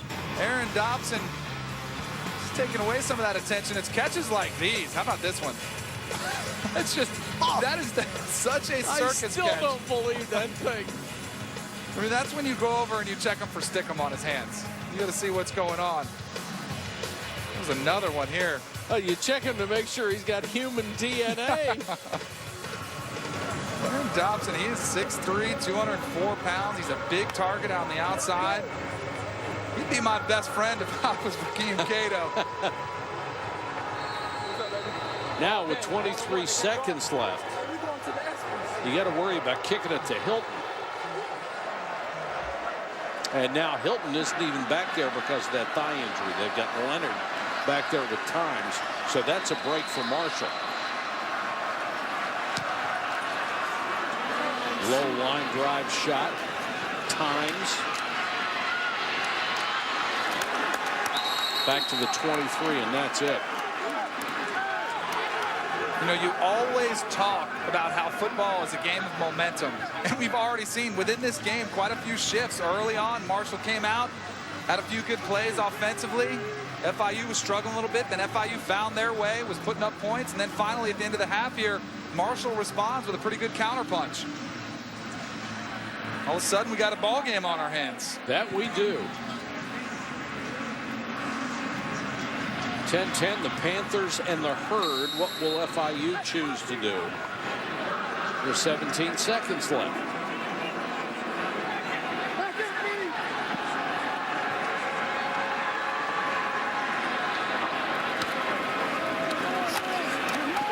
they're going to be content to go to the locker room. 10-10.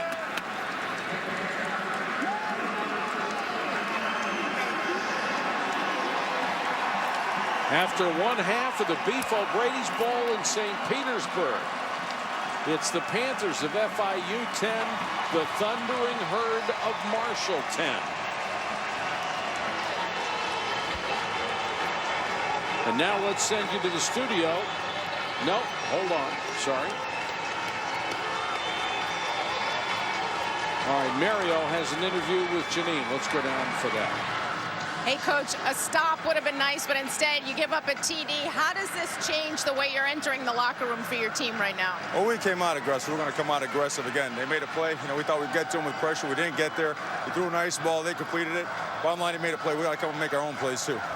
Your quarterback was a game-time decision. How would you say how Wesley Carroll's managed the game so far? No, he's done okay. We do have some opportunities there. He's hit some. We've missed a couple. I mean, overall, the things we can fix in that locker room and come out and just do better. Overall, I think we have a good game plan. We got to stick to certain things. We got to make a couple tweaks, come out and play FIU football. And one more thing. What's the status of T.Y. Hilton? We saw him get a little dinged up there after he scored that TD. He did. He got tweaked up a little bit. So did a couple other guys. We'll wrap up inside and come on out and play ball. Thanks, Coach. All right, Janine, thanks very much. And now we'll send you to our studio. Here's John Saunders. Mike, thanks a lot. Alongside of Trevor Maddich, the H&R Block halftime report. We have a 10-10 game at halftime. When you have a young quarterback, you go into the game expecting you're going to see him look very, very good at times and very, very bad at times. And that is what we've seen on Marshall's side. Yeah, Raheem Cato, their freshman quarterback, has been exactly to expectation then. There have been times when he has been fantastic, but it has been flashes of brilliance and flashes of horror sometimes if you are Marshall. But the brilliance is fantastic and something to build from as this game continues on. Against the blitz, he throws this ball in between two defenders and completes it. Tremendous. Once again under pressure. Hits Aaron Dobson for this touchdown. This is a fantastic, but there have been plays that he has missed as well that have been available. Early in the game, first drive, he's got a guy open for a touchdown and he overthrows him. Then later in the game, he's got another guy open, streaking down the field on a post. If he lays it out in front, could be a big play, but no, he underthrows it. And this time it's an interception. Well, we've seen great play from the freshman Cato. We've seen some frustrating plays that have been left on the table for them. Which Raheem Cato comes out after halftime out of that locker room will really dictate and determine who wins this game. Like coaches say, the great thing about freshmen, they're going to be sophomores next year. Yeah, that's right. That is one of the great things. For Ohio State Buckeyes, not such good news. The Buckeyes, of course, had put sanctions on themselves, and now the NCAA has come out and added more of those sanctions for the problems they had with a tattoo parlor. Basically, the postseason play has been banned for next year. The NCAA also added a year of probation to the Buckeyes' self-imposed 2-year period and increased their scholarship reduction from 5 over 3 years to 9 over that period. Former head coach Jim Tressel hit with a show cause penalty, marking him as a serious offender, meaning that any NCAA school that hires him as a football coach could be subject to sanctions unless it can show otherwise. Ohio State Athletic Director Gene Smith says the school will not appeal the sanctions, and Jim Tressel said just the same. So Ohio State tried to get ahead of the NCAA in this, but the NCAA felt they weren't punished quite enough. Well, that's right, and they added some to it. And losing the 9 scholarships over 3 years will hurt. But it won't hurt at the top of those classes because only having 1 season of postseason ban, well, I don't think will dissuade any of the top recruits from going to Ohio State. If it were 3 or even 2, then some guys might give pause to lose half of their opportunities to play in a conference championship game in a bowl. But just 1, I think those top guys will still go. They would know how USC felt, where guys had to miss a couple of years, although they'll be back playing in bowls next year. But if you compare Ohio State sanctions against USC's from a year ago, not as severe for Ohio State. The violations in Columbus a little different than those for the Trojans. USC will be eligible to play in a bowl next year, while Ohio State will not be eligible to play in the Big Ten title game or a bowl game in 2012. Now, if you look at exactly went on, many people would say what happened at Ohio State was as bad, if not worse, because of the denials. I think it's reasonable for USC fans to want to take up pitchforks and torches and march on NCAA headquarters in Indianapolis. I mean, when you look on the surface at what happened here, you've got USC, who had one player found by the NCAA to have been in violation and one assistant coach. They lost 30 scholarships over 3 years and 2 years of postseason play. Ohio State had 5 players and the head coach. They lost 9 scholarships and only 1 year of postseason play. Now, there might be more to it than that. There may be reasons why Ohio State got off easier than USC. But if I'm a USC fan, I want that explanation because right now I'm seething. Well, next year, though, they may be favorites to go after a national championship, so perhaps that will get it back. If Matt Barkley comes back to play, it'll definitely be the case. Stick around. Still more to come. We're going to take a look at other bowls ahead, including that great defense of the Horned Frogs. Talk about easy. I just ordered this laptop online. Now I'm picking it up right here. Looks like Santa's got some competition this year, huh? Yes, he does. Yeah. Ho, ho, ho. Ho, ho, ho, ho, ho, ho. Shop BestBuy.com and get free shipping on everything, or pick it up at any store the same day. And right now, get $150 off select Samsung laptops at Best Buy. For more than 60 years, Wrangler has been making jeans more comfortable. Fine by me. Wrangler jeans give you comfort where you want it. They don't cut and bind like most jeans. Hey, don't wear Wranglers because of me. Wear them because of you. U-shape. It fits around you. It gives you more room where you need it. That's why Wranglers fit so good. Room where you need it, comfort where it counts. It's all about the you. Man, these jeans feel good. Wrangler. Real, comfortable jeans. Not bad, Dale. Thank you. Appreciate it. You too.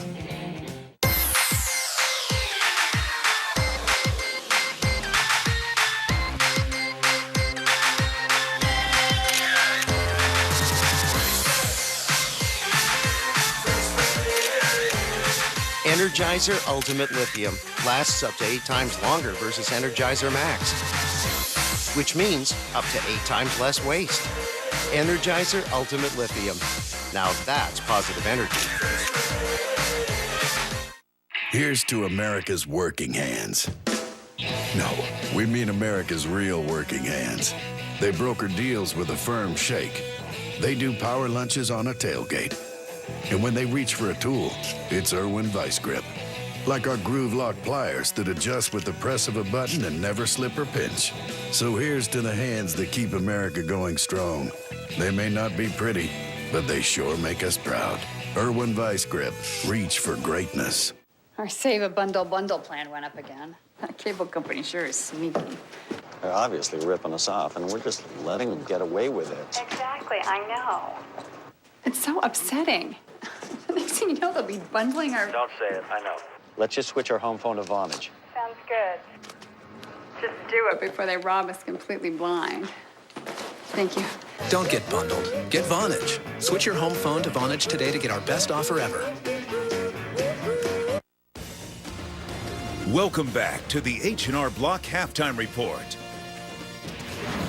With ESPN's new football game, you can be the most explosive player on the field, the Return Man. Play for free at ESPNReturnMan.com. Now, what to watch for? TCU will take on Louisiana Tech in the San Diego County Credit Union Poinsettia Bowl. Tomorrow at 8 Eastern on ESPN, the Horned Frogs 5-1 in their last 6 bowl games. Both TCU and Louisiana Tech enter the bowl riding 7-game winning streaks. Now, everybody knows about TCU's defense. Their offense was expected to take a little dip this year, but it hasn't really. That's right. Andy Dalton, the senior quarterback last year, is now with the Cincinnati Bengals playing fantastic ball. And it seemed that going into this season, it made sense that sophomore Casey Pahal taking over for Dalton would have a bit of a drop-off. But actually, he has been fantastic this year. He's kind of a gunslinger. He'll go out there and do a little improvising. He also works well within the system. But do keep this in mind, that Andy Dalton last year in their Rose Bowl championship team, 3 of his 4 top receivers were seniors. Those guys grew up together in the system. Well, Pahal is a sophomore right now, only has 1 of his top 4 receivers as a senior.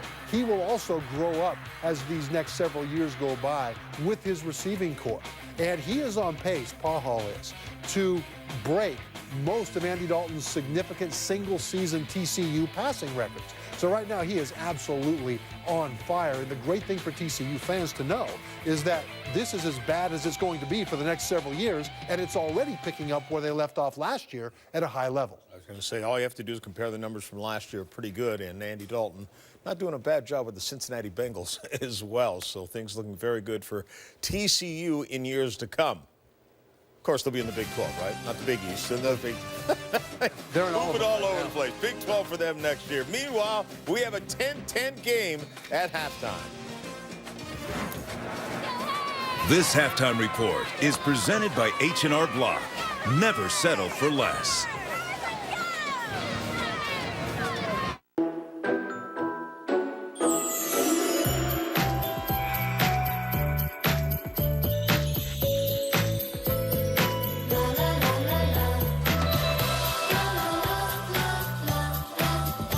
Get the technology they love on the network they deserve. And video chat with up to 9 of your friends with the Galaxy Nexus by Samsung. Or get the Samsung Stratosphere. And for a limited time, get twice the data for the same low price. Verizon. Wait, check it.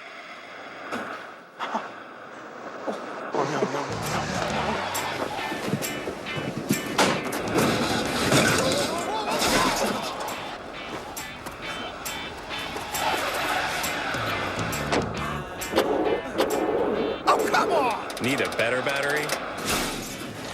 Get the one preferred by Autotex 5-to-1 over any other. Interstate batteries. Outrageously dependable. Xbox. ESPN. Introducing ESPN for Xbox 360. Controlled with the sound of your voice. Xbox. My Sports. Enjoy thousands of live sporting events with replays, split screens, and personalized highlights. Never miss a moment of the action when you are the controller. ESPN, one of many voice-controlled experiences, only on Connect for Xbox 360. Division I student athletes have higher SAT and ACT scores than college-bound students. The number of us receiving diplomas is at an all-time high. African American males who are student athletes are 10% more likely to graduate. Still think we're just a bunch of dumb jocks? You need to do your homework. There are over 400,000 NCAA student athletes, and just about all of us will be going pro in something other than sports. Ever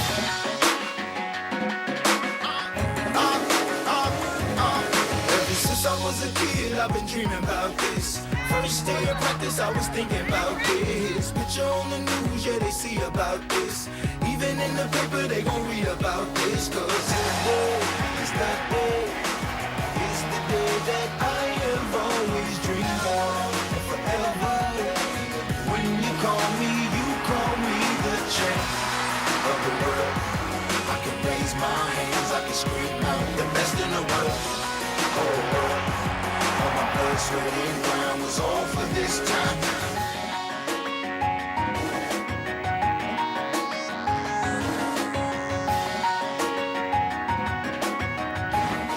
Some college football news. Norm Chow, the great offensive mind, may be headed to Hawaii as the head coach. And a great fit. He is an offensive-minded coach who is from Honolulu, understands the culture there, which is critical. Marcus Coker suspended for Iowa's bowl game. John, you would think that people would not violate team rules anymore because you can't hide them with social media. This is crazy that you would do something at this point of the season. And Eric LeGrand, who was paralyzed playing for Rutgers a couple of years back, this was the Sports Illustrated Story of the Year, leading Rutgers onto the field. You know, this is inspirational because every guy on this team just about knows him personally, and to see his progress goes so far beyond football. He has been so vocal about his progress. It's been fantastic, and you saw him up and running just a few days ago on a treadmill. Meanwhile, in the Mako Bowl, Las Vegas, you have a chance to see one of college football's greatest quarterbacks of the last 4 years. That's right. Kellen Moore of Boise State is one of the elite quarterbacks ever to play. And it's not necessarily because of his physical stature. He's small, he's skinny, but he's a quarterback. He understands where to put the ball and when to put it there. He's started every game he's been at Boise since his freshman year. Only lost 3 games in that time. And as a matter of fact, 2 of them against Nevada and TCU came on missed field goals that would have been victories that would have sent them to the BCS. Everything that he has done, and we managed to put up his 3 losses. I know, isn't that crazy? He only had 3 losses. But that's how you can define him. I mean, it's so slim to be almost completely undefeated in 4 years, which is nuts. Almost perfect, as a matter of fact. The combined 5 points was the total of those losses, and TCU scored a touchdown with 1:05 remaining in the game earlier this year. Otherwise, they could be headed to another BCS Bowl. That's right, but after that TCU touchdown, he drove them down for a game-winning 39-yard field goal, lined up to kick it, and missed it. And that's the difference between a BCS Bowl and not. Twice. Twice, and 2 cost him $20 million, by the way. And one of them may have cost him a chance at a national championship game, or either one of them as well.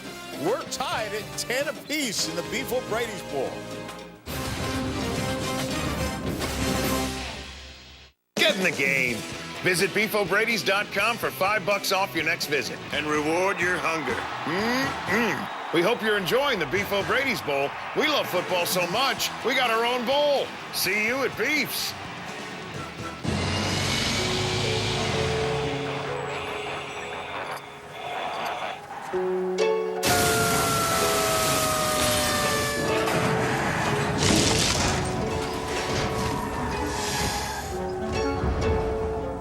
You inspired a Ron Howard production with your photographs. What will you imagine next with the EOS Rebel T3i and EF lenses? Learn more about Project Imagination at YouTube. Beef O'Brady's has an all-new lunch menu from 11 to 3. Double dog it, or bowl over that appetite with a grilled veggie bowl for just $4.99. Or the jumbo combo, including fries and a drink, and your wallet will still thank you. See you at Beef's. Now playing on DirecTV Cinema. Colombiana. I was 9 when my parents were killed. I will not stop until you feel what I felt all these years. She's coming after us. She's just a girl. Take care of it. You'll never forget her name. Colombiana. Movies start at Channel 125. Now playing on DirecTV Cinema. You've been invited to make history. We test one subject. Caesar's skills far exceed that of a human. You told him to sign? Just a handful of things. That ship's company property. You make history, I make money. You have no idea what you're dealing with.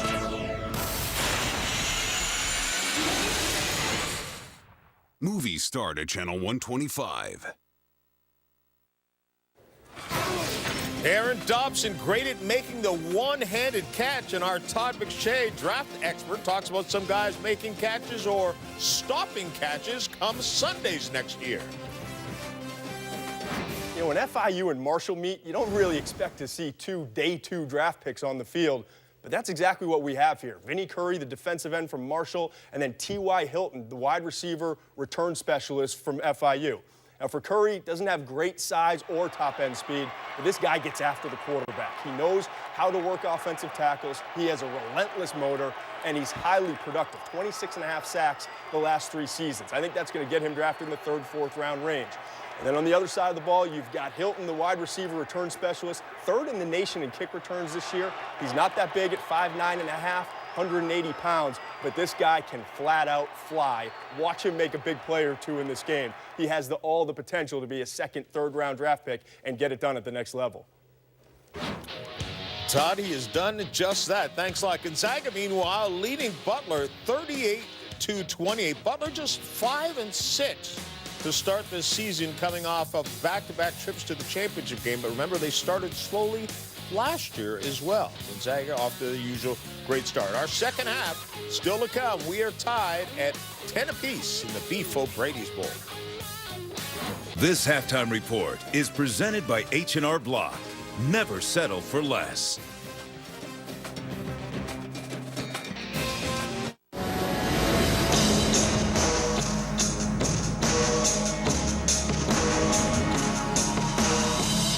Acqua di Gio. Giorgio Armani. At Macy's, your fragrance destination. Thank you, sir. Thank you, ma'am.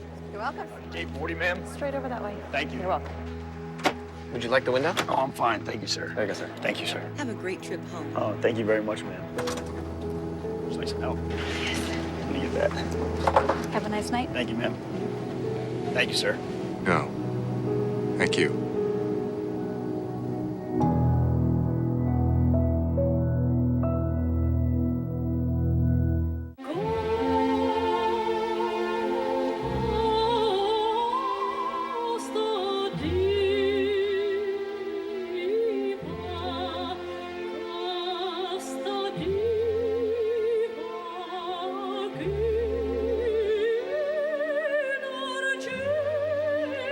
Le Mal, The Fragrance for Men by Jean-Paul Gaultier.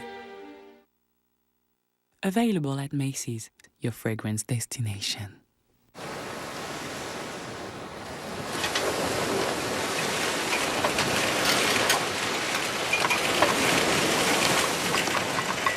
Are we doing okay here? Absolutely. And what can I get for you? I'll have one of those.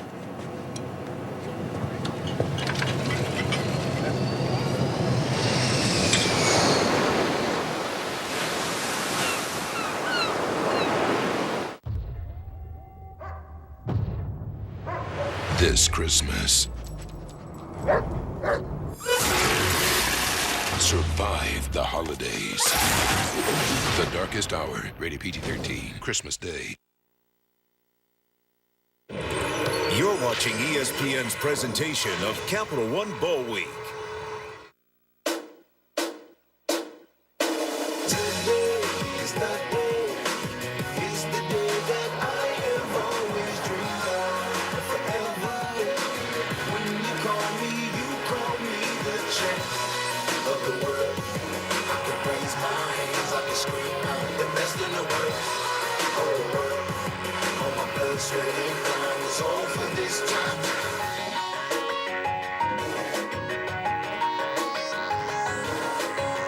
Welcome back to the Beefo Brady Bowl, St. Petersburg. We are tied at 10 at the half. Florida International and Marshall. When Mario Cristobal was leaving the field at the end of the first half, Janine Edwards asked him about his quarterback. It was not exactly a ringing endorsement of what he had done in the first half, was it? No, it really wasn't. And I think when you look at FIU, this is a team that's built on big plays. And when their longest play from the line of scrimmage is 20 yards, their quarterback has only thrown for 69. They want to generate more offense, and they know they're going to have to outscore Marshall tonight in this second half. So it'll be interesting to see if they make a change at quarterback. A lot of talk leading up to this game was Jake Medlock going to see playing time tonight. They said they were going to play both. We'll have to see how it goes in the second half. And Marshall really didn't do anything until the last couple of minutes of the first half. No, it was interesting because they started out really hot, and then they kind of lulled a little bit. Rakeem Cato threw an interception. Then they were real quiet, but then they struck with a big fade route to Dobson in the end zone to find themselves right in the thick of this game. Who do you think has the advantage as we start the third quarter? It's a great question. Right now, I mean, you look at the momentum shifts. I think Marshall clearly went into halftime with the momentum. I think if you're FIU, you look at the first half and you said, well, we didn't have T.Y. Hilton, our best player, on the field for quite some time. But you always can tell a lot watching the first series of the second half. A lot of coaches talk about it all the time. You go in for a long halftime break. You want to make sure you get off to a strong start. So it'll be interesting to see if FIU can get it going offensively. This is one of the best kick return teams in the country, but that is with T.Y. Hilton. He is not back there right now. It is Times and Leonard. So a big minus for FIU going into the second half. Times backpedals to the 5. Check it, it's Leonard. Across the 20, taken down at the 27-yard line. Let's take a look at our first half stats, brought to you by American Airlines. And relatively even. Only 166 total yards for Marshall, 137 for Florida International. And really, the turnover may have been the big stat in that first half because Marshall converted the turnover for 7 points. Offensive coordinator for FIU, Scott Satterfield, talked about wanting to create big plays, but he hasn't dialed them up so far to this point. You've got to think that had been one of their halftime adjustments. Carroll starting the second half. Gives it off to Times on the jet sweep, and they do not have Hilton on the field right now. And when you've got the quarterback out there that you feel is the game manager, you almost get a little conservative because you just play not to make mistakes. But they've got to let it all hang out right here and start taking some shots down the field. Carroll over the middle this time, another short pattern to Younger, but it picks up 15 yards. There's T.Y. Hilton still getting looked at by the medical staff. He's been hampered by injuries all season long. You know it's got to be killing him that he's not out in the field here in this bowl game.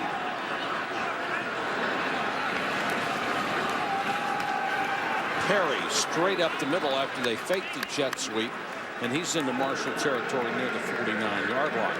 It's been a very effective play for them tonight. Really has. They run the slot receiver in motion, just stick it in his belly and fake that jet sweep to the outside. Kendrick Rhodes able to find some holes up the middle.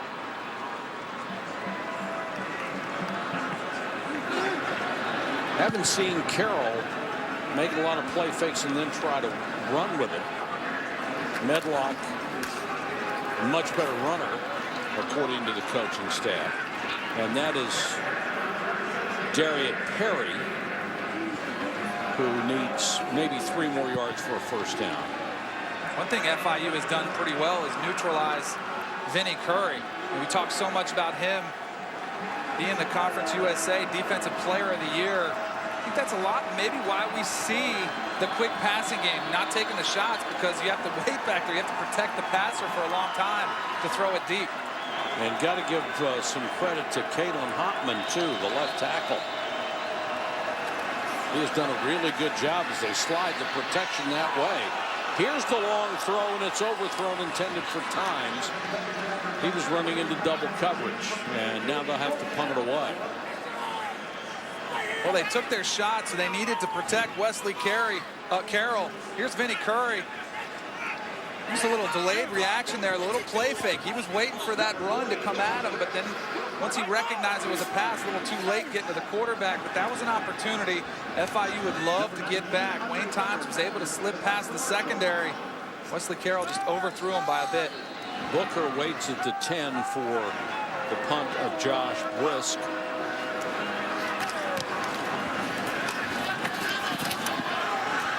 Moves up to the 17, makes the fair catch there. 31-yard kick, no return. We are tied at 10 in St. Petersburg.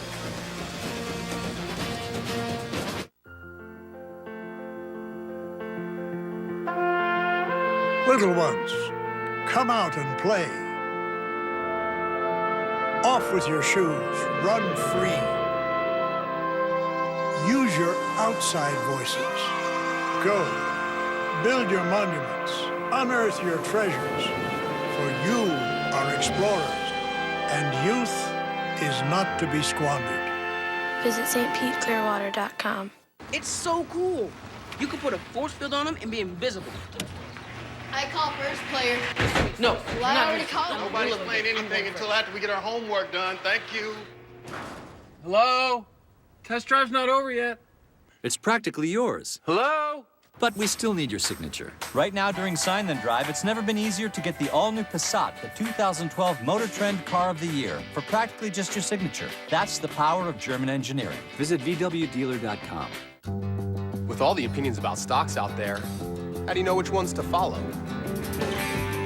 The Equity Summary Score consolidates the ratings of up to 10 independent research providers into a single score that's weighted based on how accurate they've been in the past. I'm Howard Spielberg of Fidelity Investments. The Equity Summary Score is one more innovative reason serious investors are choosing Fidelity. Get 200 free trades today and explore your next investing idea.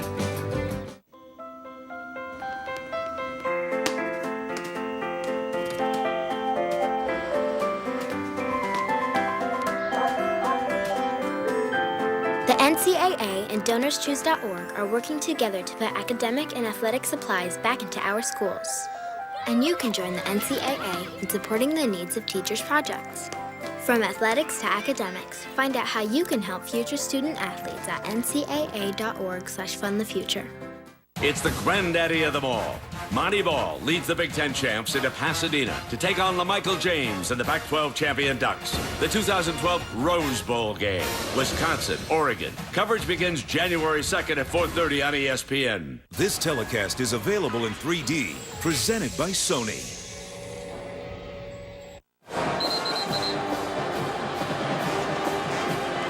Time to take a look at tonight's quarterback stats, brought to you by Dove Men Plus Care. Carroll 12 out of 28.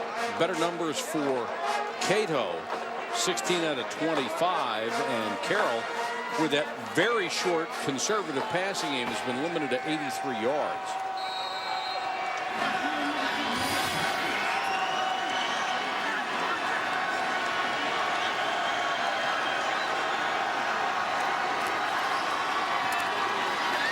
Cato, little bubble screen out to Troy Evans. Let's check in with Janine. Well, Mike, Marshall coach Doc Holliday told me that his #1 priority at halftime was sitting down with Raheem Cato, his freshman quarterback, by the way, playing in his first bowl game, and just telling him to settle down. He said he is feeling some growing pains right now, and he's a little excited, but you can't blame him. I mean, Cato is from Miami. He's got a ton of family and friends here, and he played high school with several of the FIU players, so a lot of pressure on this young quarterback. Janine, that's absolutely true. A lot of these guys played against each other. They know each other. Dobson, who's really a big target out there at 6'3", about 210. That's his 5th catch. You know, hearing Janine talk to Doc Holliday, I would agree with his assessment of Raheem Cato. Up to that last drive, the 2-minute drive before halftime, I thought he looked pretty comfortable. Made a beautiful throw on the fade route for the touchdown. Maybe that's the type of confidence booster that could really catch him some momentum in the second half. When you were a younger quarterback, did your confidence wane and come and go more than when you were a senior? Absolutely. I think you're always kind of second-guessing yourself, and the more completions you get, you build up that confidence.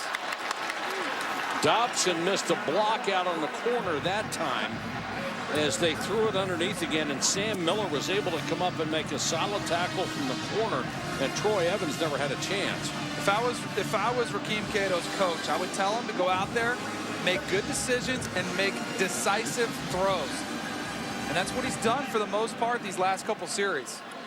Because you can't have a quarterback that's tentative out there.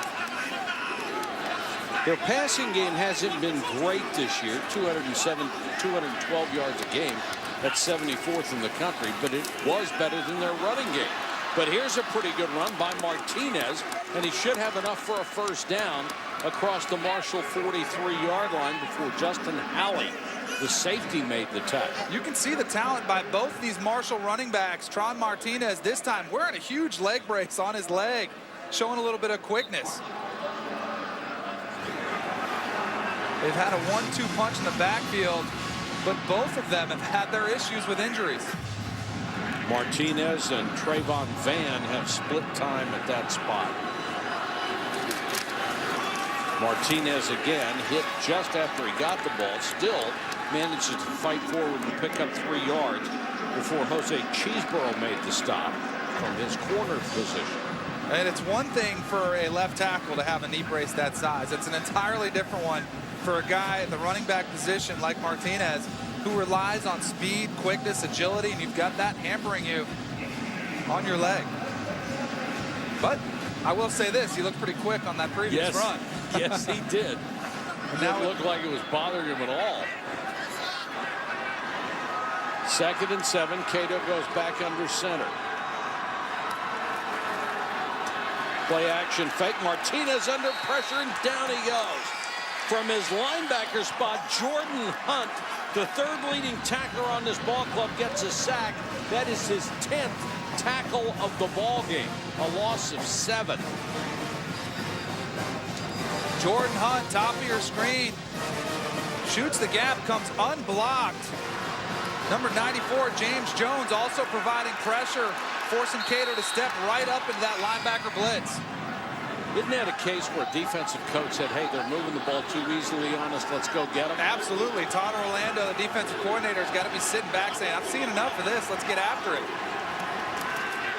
Pressure coming. Cato scrambles and throws it away. There's pressure again. And that's where you saw FIU have their success in the first half, was when they decided to blitz, and that was a big part of their game plan. I was almost surprised for so long to see them not blitz. That's just not their nature. They like to get after the quarterback with multiple looks. Andrew Maddox, number 93, forced Cato out of the pocket that time and made him throw it away.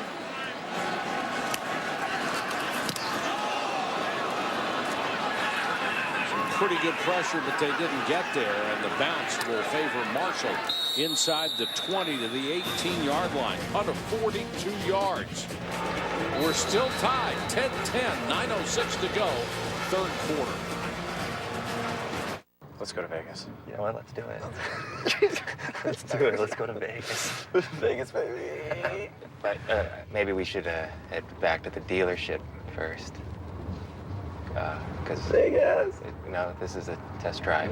So. It's practically yours, but we still need your signature. Volkswagen Sign and Drive is back, and it's never been easier to get a Jetta. That's the power of German engineering. Get 0 first month's payment, 0 down, 0 security deposit, and 0 do-it signing on any new Volkswagen. Visit VWDealer.com. Expensive international calls don't exactly make great holiday gifts. Switch to Vonage now, and for a limited time, you'll get our best offer ever. For just $9.99 a month for the first 3 months, you can make calls to over 60 countries worldwide from your home and mobile phones and talk for as long as you want. Call 877-4VONAGE now to sign up for this amazing offer. Hurry, though, because once the holidays are over, so is this deal. Vonage. Sounds good. How much did you pay for your new car? What if you could find out what everyone else paid for the car you want before you bought a new car? Well, now you can. Introducing TrueCar.com, the hassle-free, haggle-free, totally free new way to get a guaranteed low price on a new car. Log on to TrueCar.com. Choose the car you want. First, TrueCar.com shows you what others actually paid for the car you're looking for. Then TrueCar.com finds you an even better available price. In minutes, you'll have a TrueCar price protection certificate that you can print out. Take it to a TrueCar certified dealer near you where you can pick up your new car. I saved $8,300 on TrueCar.com. TrueCar.com was free. And we saved a heck of a lot of money. Took 3 clicks and I knew exactly what I was going to pay for the car that I wanted to buy. The research is done for you by TrueCar.com. So log on to the hassle-free, haggle-free, totally free way to buy a new car. That's TrueCar.com.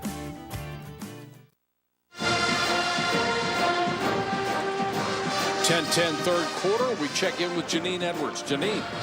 Well, I'm here with Pete Garcia from FIU. He's the Executive Director of Sports and Entertainment and also the Athletic Director. You've been with FIU for 5 years now.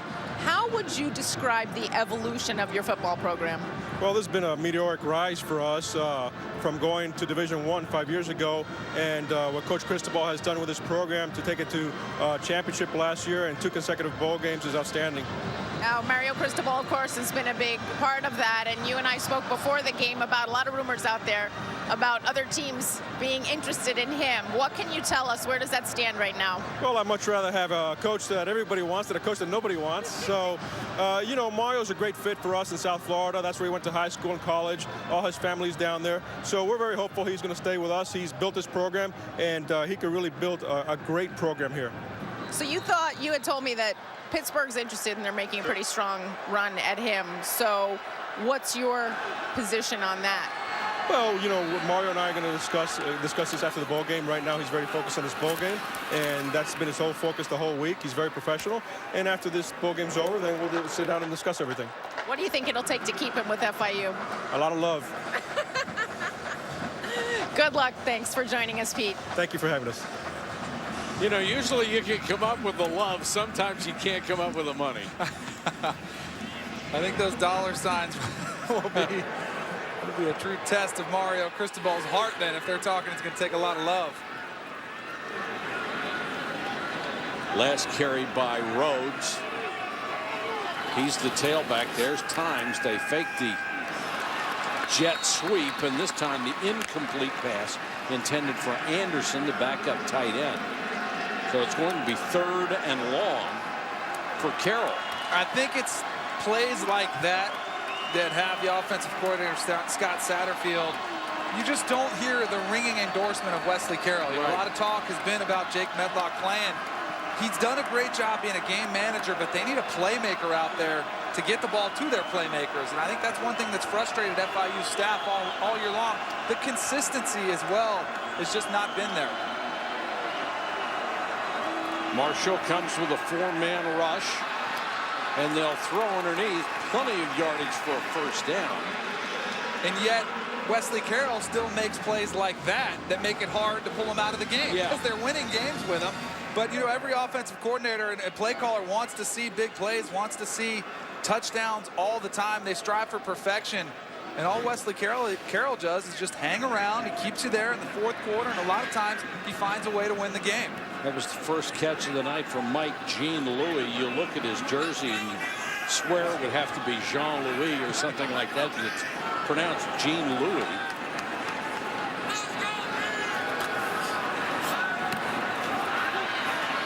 Quickly, Hilton back in the ball game, takes the screen out there, can't make anything happen without any blockers in front of him. There's T.Y. Hilton getting worked on over on the training table.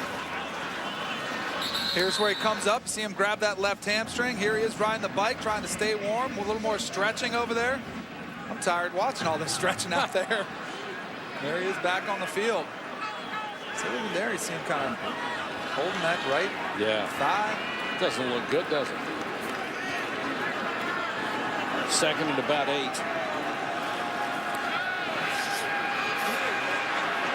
Flag is down, and Hilton can't quite get there. Hilton was trying to get between the corner and the safety. Omar Brown was closing, and Hilton is probably lucky that pass wasn't on target, because Omar Brown would have had a perfect free shot at him.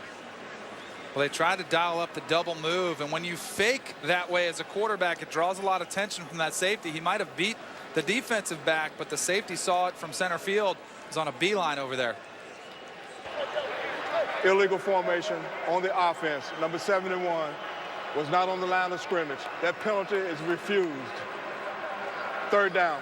It's Kalen Hotman, the left tackle. Here's a look at the double move on the outside. T.Y. Hilton is just going to run a little out cut and up. Watch him there, just his head fake to the outside. Just overthrown a hair, and you can see the frustration. But I will say this, FIU the second half is taking its shots. That's twice. They haven't hit on one yet. They're trying to create those big plays. 3rd and long for Wes Carroll. 3-man rush. They got there in a hurry, but he hit Hilton, and Hilton dives forward. The mark is going to be right at the sticks. Now you can see T.Y. Hilton saying to Wesley Carroll, give me something I can run with. One more look. It's the double in cut. T.Y. Hilton in the slot. Wesley Carroll takes the first one. That didn't look like a very good spot for him. I'm with you, Mike. I saw them come out. I thought he had the first down clearly.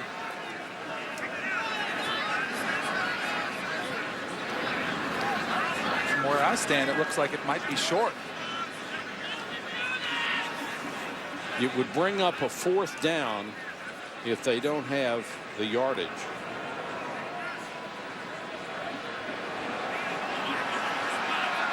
Ooh. About as tight as you can get there, 4th and inches. Can't go for it here, can you? Or can you? I'm aggressive by nature, but at this time, it's early in this game. Your defense has been playing really well. They've been getting after the quarterback. Maybe you think about challenging the spot, though, from what we saw. Yeah. That is one of the toughest calls to overturn, though, the spot of the football. We only had one look at it. His body ended up at the 45-yard line, but it's where the ball is when his knee touches down.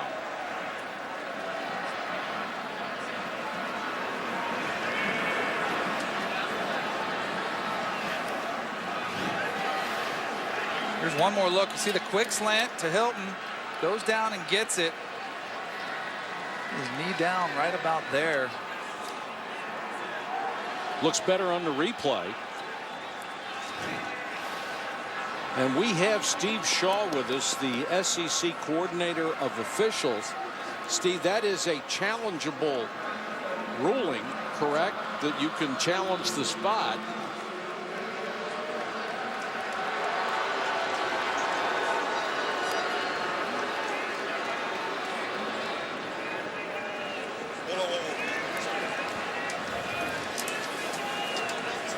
We're going to bring Steve Shaw in here. We could not hear the official. Are they going to challenge this? They are. Okay. The head coach has called timeout to challenge Steve, first, thank you for being here. We appreciate having your expertise when we need it in a situation like this. So now the rule is, as I understand it, it's where the ball is when his knee first hits. Well, his knee, or if you can see in this, and you can see it from the end zone, his elbow hits as well. If anything other than the hand or foot touches. Right. And so where his elbow hits, I think you'll see it right there. As soon as his elbow hits, that's where the ball is. And the question is, does replay have enough evidence to overturn this? I mean, we can see this, but boy, to move it an inch or two is very difficult. Well, exactly. I was just going to say it would only have to move an inch or two, but how do you make that determination? And it has to be indisputable evidence. The call on the field takes precedence, and the call on the field was that it was short. After review, the ruling on the field is confirmed. The ball was short of the line of the game. It will be 4th down. FIU will be charged with a timeout. See, your guys did a great job, didn't they? They did, and you know, that would have been very difficult to overturn. Yeah. I'm glad they were able to confirm it. That means they had the evidence to see he was short, and good job. Well, our spotter, Dave Dare, is an attorney, and he says indisputable means just that, indisputable. That one obviously wasn't. Back after this. Get in the game. Visit BeefO'Brady's.com for $5 off your next visit and reward your hunger. We hope you're enjoying the Beef O'Brady's Bowl. We love football so much, we got our own bowl. See you at Beef's. On my journey across America, I've learned that when you ask someone in Texas if they want big savings on car insurance, it's a bit like asking if they want a big hat. Excuse me. Or a big steak. Or big hair. I think we have our answer. If I could separate what's real from what I've been dreaming, I could live without another day. Geico. 15 minutes could save you 15% or more on car insurance. Love your Pandora bracelet. Oh, thanks. He went to Jared. The ballet slippers? I used to dance. Oh. Suitcase? Anniversary trip. Hearts. It's called the Red Hot Love Bead. Oh, I've said too much. Celebrate life's unforgettable moments with a fabulous selection of Pandora charms and bracelets at Jared, telling her life story with just a turn of the wrist. Soccer ball? Soccer mom. That's why he went to Jared, the Galleria of Jewelry. Let's go to Vegas. You know what? Let's do it. Let's do it. Let's go to Vegas. Vegas, baby. But maybe we should head back to the dealership first. Because Vegas. This is a test drive. Vegas. It's practically yours, but we still need your signature. Volkswagen Sign and Drive is back, and it's never been easier to get a Jetta. That's the power of German engineering. Get 0 first month's payment, 0 down, 0 security deposit, and 0 do-it signing on any new Volkswagen. Visit VWDealer.com. Beef O'Brady's has an all-new lunch menu from 11 to 3. Double dog it, or bowl over that appetite with a grilled veggie bowl for just $4.99. Or the jumbo combo, including fries and a drink, and your wallet will still thank you. See you at Beef's. Red Bull, New Year, No Limits, 11 p.m. Eastern on ESPN. ESPN College Football, the Beef O'Brady's Bowl St. Petersburg, is brought to you by the Volkswagen Signed and Drive event, where you can drive away in any new 2012 VW for practically just your signature. And Vonage, sounds good. That was FIU President Mark Rosenberg lighting a menorah at the pregame tailgate at the best to all of you. celebrating the first night of Hanukkah.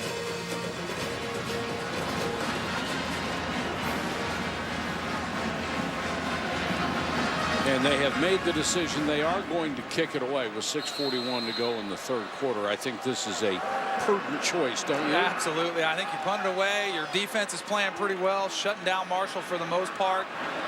Give them a chance. Pressure coming, but Brisk got it out of there. Booker, fair catch at the 20. 37-yard kick, but no return. Capital One Bowl Week continues Thursday night on ESPN. Arizona State takes on Kellen Moore and Boise State in the Mako Bowl, Las Vegas. Capital One Bowl Week on ESPN, ESPN3, and also streaming live on Watch ESPN 3 on ESPN.com and the Watch ESPN app Thursday at 8 Eastern. The other thing you got to remember getting back to our game is that it's really turned into a field possession game. There has been a lot of offensive production so far, so you play the percentages, kick it away, and let your defense try to get a stop. Van will start this series at tailback, and he'll get a carry. Spins off one tackle, cuts it to the outside. Boy, you can see he's got some quickness. He shook off the original tackle of Greg Hickman, who hit him in the backfield, but Van able to overpower him. Greg Hickman had him dead in the rights, had a tackle for a loss. Van, just a little spin move, able to turn into a minus rushing play into a positive one. He's listed at 5'10". He looks like he's about 6'4".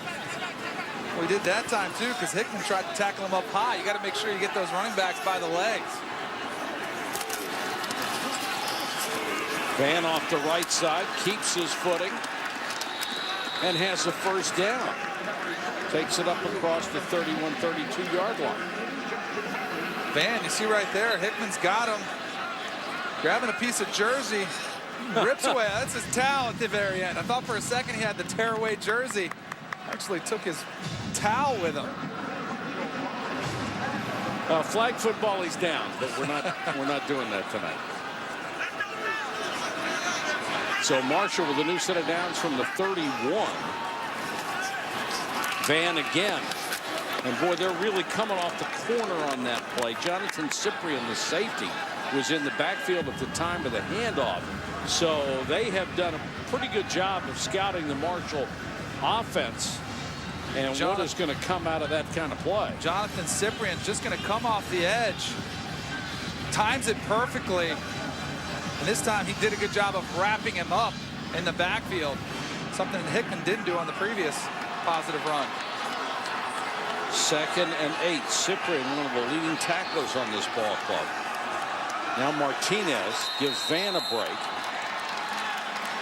And movement up front. There have been false start offense, number 75, 5 yards from the previous spot. 2nd down. C.J. Wood, the right tackle, and I can't remember a game where we have had more false starts, offsides, and motion penalties on the offensive line. But I think this is the problem with the bowl system because there's such a long layoff. Guys get rusty. They're not used to playing in live situations. They've had 15 practice, but you can't simulate live game-like conditions. Martinez, nice little jump cut, and Martinez still on his feet, very close to a first down at the 41-yard line. We saw Van have a couple nice plays previously. This time it's Tron Martinez's turn. All of a sudden, Marshall's starting to get a little bit of movement up front. These backs are finding their creases, finding the running lanes to get these positive plays. They're running hard as well. They're getting first contact is usually around the line of scrimmage, but they're not going down with the first tackler. 3rd and inches. The more they run the ball, they'll be able to set up their chance to take a deep shot down the field. Martinez again hitting the backfield, no chance. The Panthers were right there, gave no ground at all, led by the charge of Jericho Lee. And the middle linebacker, Winston Frazier, with a big presence in there as well. And now Marshall has to kick it away. These backs can break one tackle, but when you've got 2 and 3 FIU defenders that you have to run through, even 4 at the point of attack there, it's just too much to ask.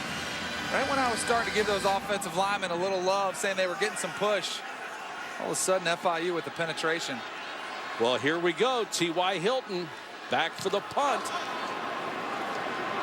Going to have to fair catch this one up at the 31 after a 32-yard punt. Well, T.Y. Hilton has had his ups and downs throughout this game. Taking here a kickoff, gets absolutely lit up by a Marshall defender. Here, though, it's a nice catch to set up this touchdown run on the jet sweep. But he did get nicked up on that touchdown run here, grabbing his left hamstring at the end of that play. But he is such an integral part of this FIU offense. They have to keep him involved. Time running short here in the third quarter, 2:56 to go. Perry hit in the backfield, going to lose a yard, maybe a yard and a half. And he was stopped by Vinnie Curry, the All-American and the conference's Player of the Year, who has been very little in evidence tonight. Well, I think that's reflective of the game plan that FIU has dialed up. Offensive coordinator Scott Satterfield has worked a quick passing game. They've run predominantly away from Vinnie Curry to try to neutralize what he does. And that's how good he is. He's a guy that you have to game plan for, and you have to alter what you do to counter what he is so good at. Come out throwing on this one, and Hilton will make the catch. It'll leave him about 3 yards, trying for a first down. 6 catches for T.Y. Hilton. And that's a perfect example, that quick-hitting passing game where Wesley Carroll only holds it for about a second, gets rid of it. Vinnie Curry's got to be getting frustrated by not getting the quarterback. He's used to getting those pressures. You almost feel, though, it's a sleeping giant over there. He's waiting to make that big play. It's almost, if you're a pass rusher, it's almost like playing against the option. You just have no chance to get a sack. Marshall showing blitz. Carroll, good job of spinning out of trouble. Throws on the run, almost intercepted. In and out of the hands of Omar Brown, and he looked like the guy that one was intended for. Almost a disastrous play for Wesley Carroll. Initially did a great job avoiding the blitzer. Nice little spin move. This is the hardest throw for a right-handed quarterback to make, running full speed to your left. He had T.Y. Hilton on the crossing route, but because he was on the run full speed, just sailed that ball. Missed opportunity for Marshall there with a turnover. Well, they'd love to have that one back. Here's what baffles my mind, though. You've had this extra time for preparation. How can you not have your guys know who's going to play on special teams? Yeah, barring an injury. Timeout. FIU. And how many times do we see it'll come down to the last 5 minutes and you desperately need the chance to stop the clock, either on offense or defense, but you've blown them earlier in the half. Aerial coverage tonight provided by Goodyear. Everything Goodyear has learned making tires that go the distance inspires what they roll into yours. Goodyear, more driven. Beautiful night to fly in South Florida, Southwest Florida.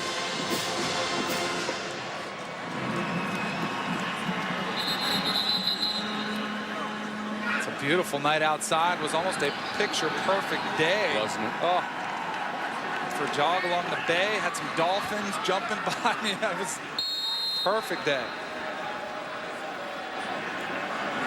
The Chamber of Commerce would have loved to have a photograph of that. You jogging with the dolphins leaping in the background. Another nice kick. Booker, late fair catch, muffed it. And got it back. How fortunate is Marshall on that one after a 44-yard kick? Oh, Andre Booker misplayed it just a hair. Watch him come up, catch the ball very low, and just loses it right out in front of him, almost like he handed it to an FIU defender.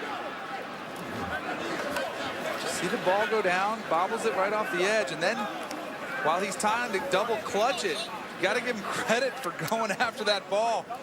That's desperation right there. You're saying, I cannot lose the game with a turnover here.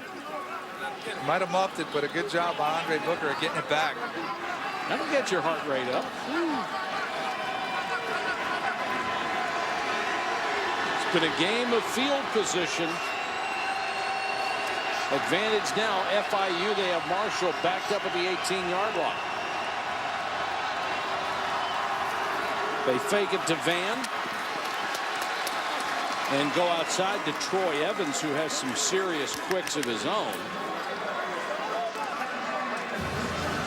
You know, barring the fade route in the end zone for the touchdown for Marshall, and for both teams, both these defenses have played pretty well, keeping everybody in front of them, not giving up the big plays, making the other team drive the length of the field, and for the most part, the defenses have dominated this game. Well, you expect it from FIU. They have been very good defensively all year long, but Marshall is the defensive unit that's really stood up tonight. Van, little counter, and this will leave him about a 3rd and 8. Here's a look at the passes that Rakeem Cato has attempted this evening. See most of them underneath in the flats. Just those very conservative play calling. Of course, the one on the left side was the touchdown pass before halftime. But sooner or later, you've got to at least take a shot down the field to make those short passes work better as well. There is Medlock, one of his counterparts for FIU, getting some warm-ups on the sideline. Will we see him? Cato got rid of it. That is some catch, but some tackle. Tron Martinez made the catch coming out of the backfield, but was stopped by Jordan Hunt, who has had a heck of a game tonight. He is in double digits in tackles. End of the 3rd quarter, tied at 10. All the people, they're looking at me. 'Cause they see that I'm free. All the people, they're looking at me. 'Cause they The SoundLink wireless mobile speaker. Bluetooth connectivity, grab-and-go portability. With deep, rich sound you can only get from Bose. Batman Arkham City is the most critically acclaimed game of the year. DLC bundle available now. Rated teen. Batman Arkham City Lockdown. Now available on iPhone, iPad, and iPod Touch. Toshiba ushers in the next era with its powerful new Portage Ultrabook. It's engineering you can barely feel, but will certainly notice. Learn more at us.toshiba.com. JCPenney knows you still haven't bought or anything yet, but for looking at these great gift ideas, we're going to show you this. Okay, Bart, what's your wish this year? A few sacks? Can't wait. Championship? Can't wait. Ticker tape parade? You know I can't wait. Take a picture. Santa's real, y'all. Sherlock Holmes is back. You should count yourself lucky. And it's the #1 movie in America. Oh, embrace me. So good, you'll have to see it twice. Sherlock Holmes. Rated PG-13. Now playing. With a new view of the market, you could see an investment opportunity you didn't see before. Fidelity's next generation iPad app lets you see what's trending around the world, as well as what over 1 million Fidelity customers are trading throughout the day. And advanced charting lets you customize your views and set up your own comparisons. Our iPad app can help refine your strategy or even find a new one. I'm Thalia Carboni, and I help create Fidelity's next generation iPad app. It's one more innovative reason serious investors are choosing Fidelity. Open an account today and get a $500 Apple gift card. Here's to America's working hands. No, we mean America's real working hands. They broker deals with a firm shake. They do power lunches on a tailgate. And when they reach for a tool, it's Irwin Vice Grip. Like our groove lock pliers that adjust with the press of a button and never slip or pinch. So here's to the hands that keep America going strong. They may not be pretty, but they sure make us proud. Irwin Vice Grip. Reach for greatness.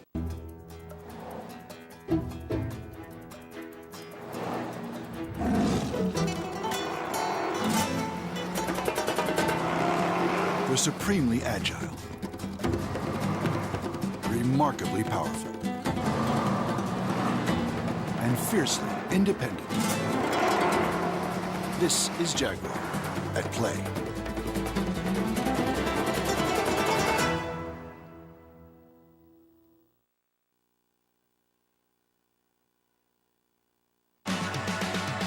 A fun game. We've had some tremendous catches and some big hits.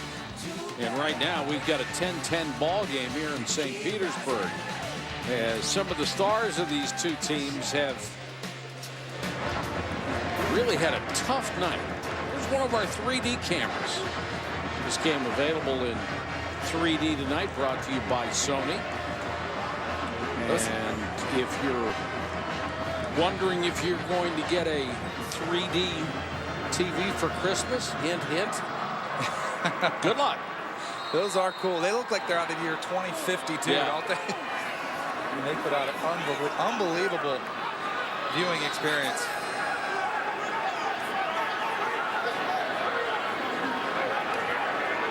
Leonard waits at his 37-yard line, so FIU should have pretty good field position. High floating kick. Leonard signals fair catch, has to back up to the 35. Now to the studio, an update. John Saunders. John. Well, Mike, here's our Sports Center right now. Rick Bucher's reporting, along with the Chicago Tribune, that Derrick Rose will get a near $95 million contract with the Chicago Bulls. That announcement coming later. The NCAA has banned Ohio State from postseason play next year for rules violation, and they've added a year of probation to the Buckeyes' self-imposed 2-year period. Mike, back to you. And John, how about the 5-year show cause for Jim Tressel? That is enormous. And a new quarterback for FIU, Jake Medlock. He is the future of this program, and throws this one to the ground. That may have bounced into the receiver's hands. Jacob Younger was out there. Well, this is what the coaches told us we would see. Jake Medlock at quarterback here. His first play of the game comes up short. That does look like it hit the ground. Oh, yeah. The bottom point. Short hop.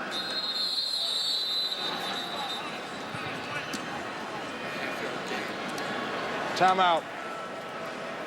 Oh, that's Timeout. a perfect angle for The it. previous play is under further review. The ruling on the field was a completed pass. My biggest question is it worth the risk? You're always, I mean, I think it's going to get overturned. It's going to be an incomplete pass, but you're still, you know, you're putting a timeout on the line for a half a yard. Did they challenge it, or is it just a booth review? It's a booth it is review, booth so review. they want to get sure they get it right. And I love the system so much more than the NFL system. It doesn't hold up the game in most cases. Every play gets reviewed, and they are so good about it. And you can see that the ball changed direction when it hits the ground. Yeah. And this one should be a fairly quick one for the officials to make. I think that's always your concern when you have a quarterback coming off the bench. Is he warm? Is he warmed up? Yeah. That one clearly, Jake Medlock, looks like he needed a few extra throws in the bullpen here at the Trop. Well, this is a tough situation for a kid to come in. I mean, 14-25 to go in a ball game. He hasn't played, and now it's all on him. And I would have expected them to come out with a running play with him. They said that's the mention that he adds. Plus, you get him loose, you get him involved in the game. Maybe he gets hit. That always helps wake you up in a lot of circumstances. Instead, they took the easy pass to the outside, which turned out not to be so easy.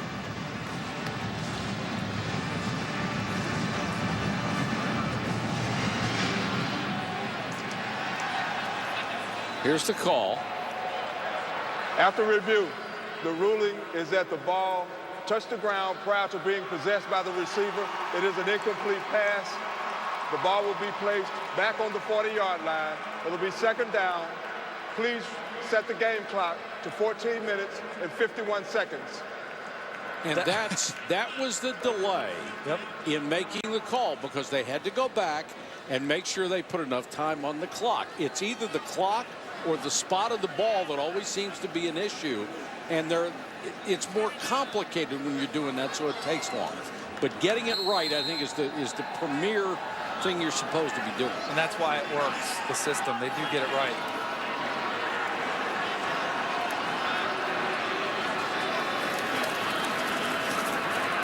Medlock under some pressure, throws to T.Y. Hilton. Hilton's got a first down. Well, there's always a good idea. If you're going to come in cold off the bench, find T.Y. Hilton. He's the playmaker. He'll make any quarterback look good. What I like about Jake Medlock, watch this ball zing. You see a little extra tempo in this pass to T.Y. Hilton. The quicker you get it in his hands, the more he can do with it. He gives them that extra dimension that Carroll does not. He is a very gifted runner. And right now, he's going to hand it off to Kedrick Rhodes. And Rhodes will pick up maybe a half a yard, no more. And I think it's always that dilemma you have as a coach. If you have a fifth-year senior like you have in Wesley Carroll, who's a solid quarterback for you, and then you have this unrealized potential on the bench, you know, what do you do in that situation? I think clearly here with the lack of production, you go to the bullpen, you bring in the young horse and let him see what he can do. Potential is maybe the toughest label you can stick on anybody. Pressure, and they got him. That time right up the middle of the linebacker, Tyson Gale. And both defensive coordinators have done the same thing tonight. Hey, you're going to start moving the ball on us a little bit? Okay, it's time to end that stuff. We're coming after you. Well, the other thing, too, is you see a new quarterback in there. Every defensive coordinator's favorite thing to do with a fresh face back there is bring the pressure. And that time, Tyson Gale is coming on a little blitz off the edge. Not bad for an all-academic Conference USA guy either. That's for sure. Now a tough spot for the young man. 3rd and 18, another blitz. Steps up, gets nailed as he throws. It's incomplete. Trying to hit Hilton on a little crossing pattern, and they're going to have to kick it away. Well, we told you early, Marshall will come after you trying to create something. That's why they've given up big plays this year. But right there, their gamble paid off on 2nd and 3rd down. Well, I think if you're a quarterback coming off the bench, you always have to have your antennas up, be ready for that blitz. But if you're young, you haven't seen a lot of blitzes, it's a challenge. Pressure, they didn't get there. And Booker is driven back inside the 15 and then upended short of the 15. Heck of a job by FIU holding it to a 3-yard return. Robert Boswell with a solid tackle.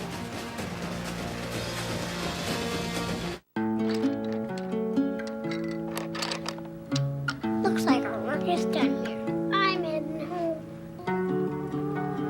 Need some help, ma'am? Oh, thank you. These things are heavy. Built for work and everything you work for. Hey, honey, glad you're home. The Chevy Silverado, our most powerful HD yet. From fathers to sons, Chevy runs deep. Here's to America's real working hands. They keep our country going strong with Irwin Vice Grip tools, like our Groove Lock pliers that adjust with the press of a button and never slip or pinch. Irwin Vice Grip, reach for greatness. Hi, just wanted to let you know that military personnel can pre-board at the gate. Passengers and our uniformed military personnel to board at this time.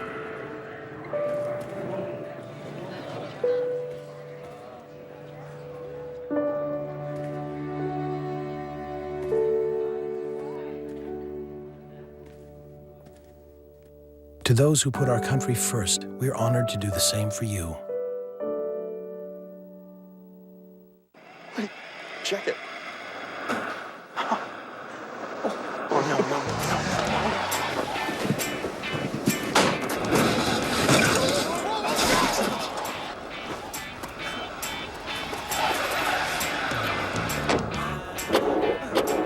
Oh, come on! Need a better battery? Get the one preferred by Autotex 5-to-1 over any other. Interstate batteries. Outrageously dependable. Let's go! Let's go! Let's go! Awesome, man! And that was sick, bro! Stick got no piece of me! Unreal! 76 training buddies, natural movement perfected. Real flex from Reebok. I'm Mike Hill. Coming up after the game, punishment handed down at Ohio State, what this means for Urban Meyer's future. We got John Elway running reverse on Tim Tebow, and Rex Ryan adding more fuel to the fire in the Giants and Jets rivalry. Me, you, Kevin Connors, Sports Center, following the game.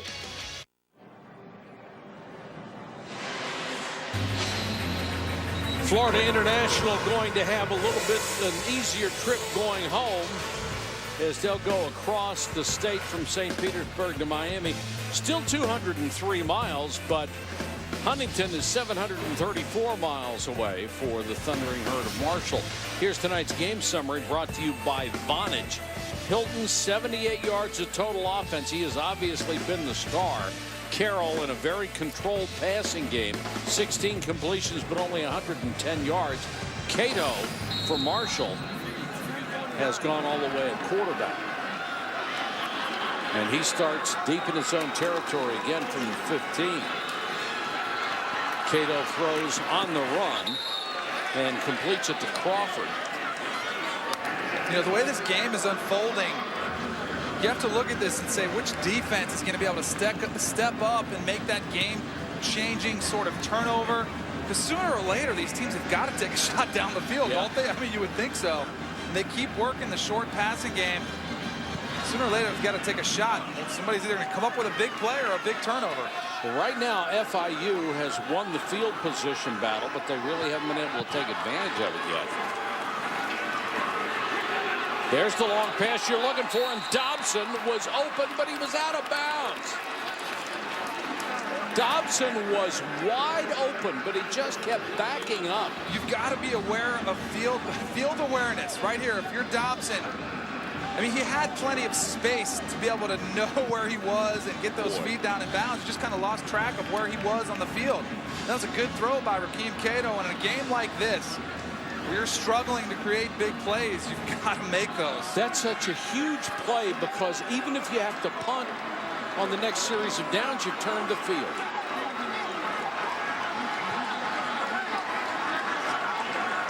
Third down, they need to pick up 8. And Cato, was it Cato with a timeout? Yes, but there's a flag down. Did he get the timeout in time? Prior to the delay of game, timeout was called by the Marshall coach. That is their first timeout of the second half. Cato tried to call it, but it was too late. But Doc Holliday saw that play clock ticking down, was able to get the timeout before they had to take the delay of game penalty. Janine Edwards working the sidelines for us. What do you have, Janine? Well, Mike, this may only add to the frustration that the Marshall offense is feeling. I can tell you that Rakeem Cato has been the maddest the entire game. Coming off the field that last series, very, very fired up. And O-line coach Bill Legg is reminding his guys they've got to pick up number 25, Jordan Hunt, for FIU. He has bitten them a couple of times. But the problem is Marshall is without their star left tackle, Ryan Tillman. If you remember, he hurt his knee early in the game. He is now out. Well, that's a shame. And left tackle, the most important spot in that line, obviously. Thundering Herd tonight as opposed to their numbers for the season, and you can see FIU has done the job defensively. And now 3rd and long.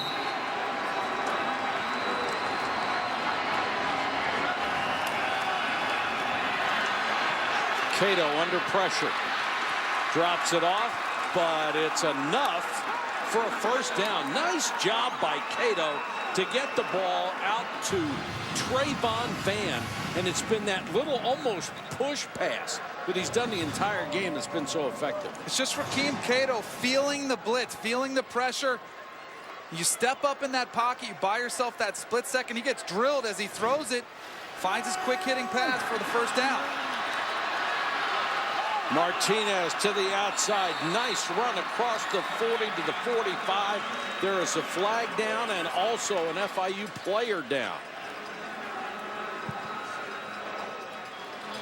Andre Pound is the injured player, the starting left defensive tackle.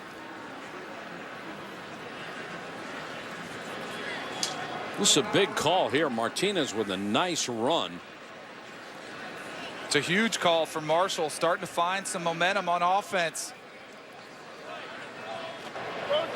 Holding on the offense, number 9. That penalty is 10 yards from the spot of the foul. We'll replay first down. It's the wide receiver, Antavius Wilson. Well, that'll drive a coach nuts on the outside. You've got a big play down the field. Most of the times when those receivers are blocking down the field, it's not like they make a huge difference anyway. There's number 9 coming right at you. See that left hand grab the outside of that shoulder pad, which, you know, if you just let that guy go, you're still going to have a huge play. Well, Sam Miller did a pretty good job of selling it too, didn't he? He did.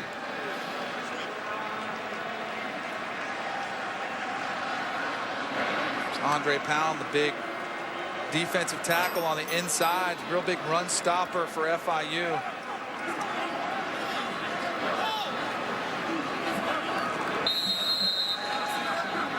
So spot the ball at the 29-yard line because the penalty is marked off from where it occurred. So actually it is a first and about 7. Van trying to get to the outside, now cuts it back, driving over tacklers. They need to reach the 37. They're going to mark him down at about the 33. Well, I've been impressed with the ball carriers from Marshall. Both Van and Martinez. Hasn't been many running lanes for them tonight. No. And they've run the ball hard. They've usually required 2 or 3 FIU defenders. Flags are going to blow this one dead.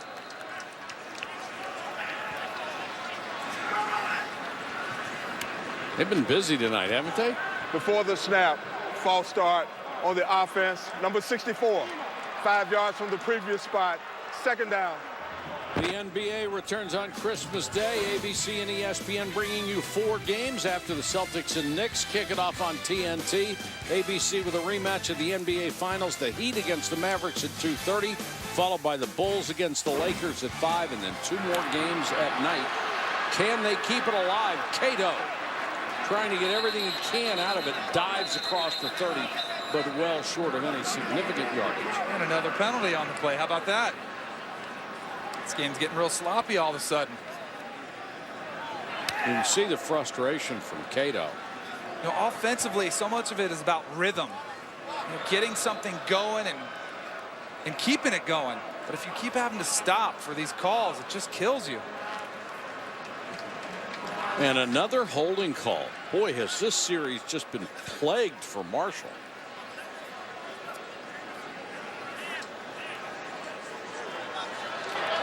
Holding, offense, number 9.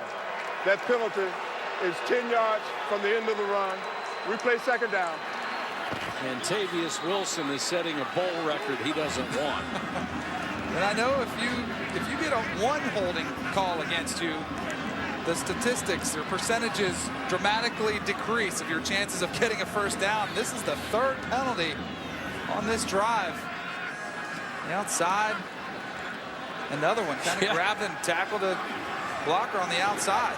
Yeah, when you throw him down with both hands on his jersey, that's pretty tough to defend. That's how you find your way on the bench, too.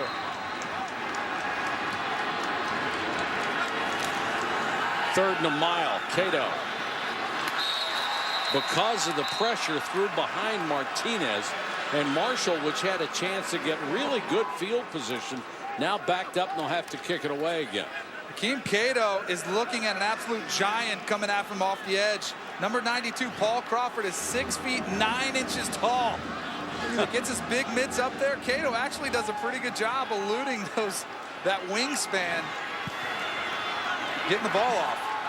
Check it, it's only 3rd, and they will go with a flanker screen that's not going to get them much at all. With 5 penalties in the series, I lost track of the down. And once again, Jordan Hunt, who's having an exceptional game from his outside linebacker spot. He really has. Janine Edwards brought up the fact that Marshall's coaches were aware of it, and they still can't stop him. He's still making plays out there. The kick returner nicknamed Goodbye. waits at his 35. Nice punt. Late fair catch signal, and he backs up to the 31. These kickers have done a nice job tonight against a couple of guys who can really run on kick returns. 46-yard punt that time by Whitehead. Time for the pregame lineup before Beef O'Brady's Burgers and Wings take the field. First, there's Angus Among Us with Beef's new Fresh Angus burgers. OMG is sporting 12 ounces of fresh Angus, topped with bacon and all the good stuff. And Beef's barbecue bacon cheeseburgers, no slouch, topped with double onion rings. Wings are counting on 2 new dry rubs to put their side over the top, blackened and lemon pepper. Get in the game. Visit BeefO'Brady's.com for $5 off your next visit. See you at Beef's now with an all-new beverage menu. We were doing a live shot for SportsCenter, and my 5-year-old at the time, he was kind of waving and sitting in the chair and waving. I can see him out of the corner of my eye. I'm trying to focus as best I can on the question, and at the same time, I'm going like, and there's his little head peeking over my shoulder, trying to see if he's on TV. They don't look at me as a broadcaster as I'm dad. I'm a sheriff. That's basically what I am. My name is Kirk Herbstreit, and I'm definitely comfortable in my own skin. Brad, where are we going? Just a second. Just 1 second. Don't look up there. Why are you looking up? Get out of the car. Get out of the car. Are you okay? Get in the car. The EPA estimated 42 mpg highway Chevy Cruze Eco. From spending time together to spending your lives together, Chevy runs deep. Passport. You go. Driver's license, past 5 years tax returns, high school report cards, and I'm gonna need to see a receipt for that watch you're wearing. You know, you really should provide us with the checklist of documents we're gonna need up front. Who do you think I am? Quicken Loans? At Quicken Loans, we provide a checklist of the mortgage documents you'll need up front. It helps keep you in the know every step of the way. One more way Quicken Loans is engineered to amaze. ESPN College Football, the Beef O'Brady's Bowl St. Petersburg, is brought to you by Beef O'Brady's, good food, good sports, and Dove Men Plus Care. Here in St. Petersburg, they tell us you can go glice skating on synthetic ice just a short distance away from the waters of Tampa Bay. Had not heard of glice skating. And now for tonight's storyline, brought to you by K Jewelers. 5 plays is the average length of a drive. Yikes. It's been a defensive battle out there tonight. That says a lot right there. Punters are getting tired. They have a combined 15 kicks. Now FIU going back to their 5th-year senior and Wesley Carroll, giving him a chance to win this game for the FIU Panthers. In the shotgun with Darian Perry. And there's movement again on the offensive line. It must be contagious. Rupert Bryan had caught it before. False start. Offense. Number 54. 5 yards from the previous spot. First down. That's the 8th false start called tonight. Aerial coverage of tonight's game brought to you by Goodyear. Everything that Goodyear has learned making tires that go the distance inspires what they roll into yours. Goodyear, more driven. When you're having trouble making 10 yards in 3 downs, adding an extra 5 is not very helpful. To the sideline, and Times makes a catch.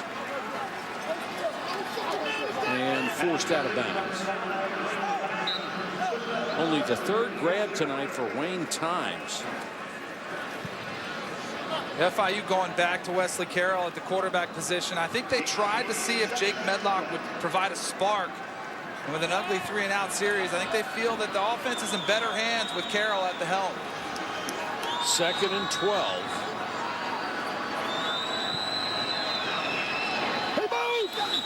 Marshall with a 4-man rush, and they'll blow this play dead. And it's going to be another motion call against FIU. Before the snap, false start, offense. number 5. 5 yards from the previous spot. Still second down. This time it's a wide receiver, Wayne Times. I mean, as an offensive-minded guy, I like watching a lot of offense. So it's tough for me to watch this defensive struggle. And then on top of that, you got to throw in all these penalties. It's painful. Mario Cristobal, it's painful for him to watch, too. And it is making Wes Carroll's job a lot harder.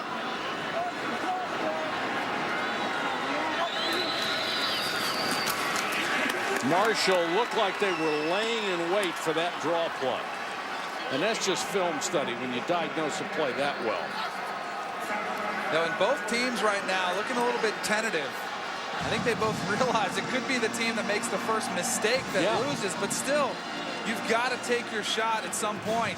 You got to give it to your playmakers. Let them have a chance to make a play because they haven't even taken their shots. 3rd and 17, big yards. Hilton to the top of your screen. That's their go-to guy. Carroll under pressure. Got him from behind.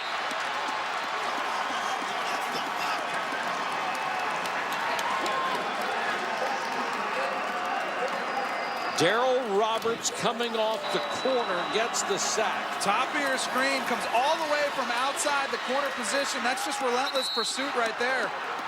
Was picked up by the left tackle, Kalen Hoffman. But you know that little frame, he just ran around the big guy. Well, maybe special teams will be the difference in this game. They've got pressure and it's blocked. Marshall with possession inside the 5. Now the ball's loose in the end zone. Marshall says they have it. No official has made a signal yet. And there's a flag down as well. And now another one. Boy, this is going to take a while to sort this one out.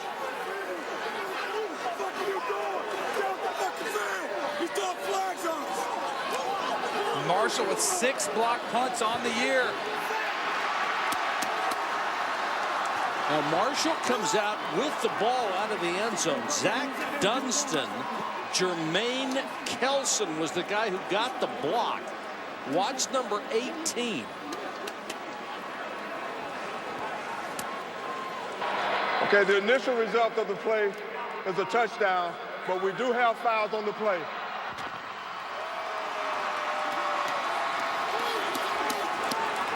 I think that punt was blocked by multiple Marshall blockers.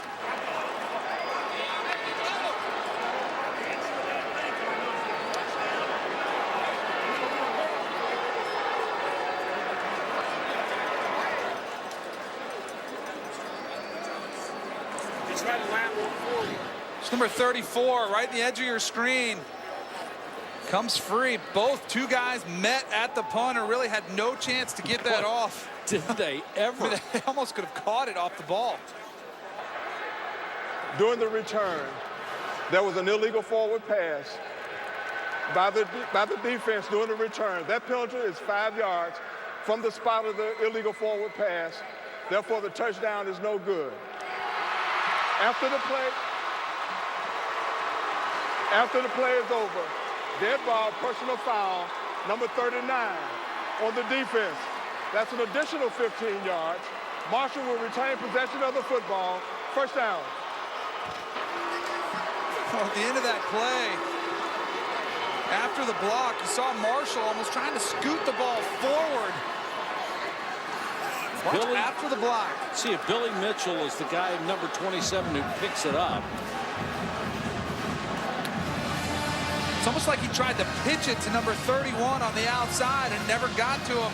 But even still, it looked like he tried to pitch it forward. This will be a great look at it coming from this angle.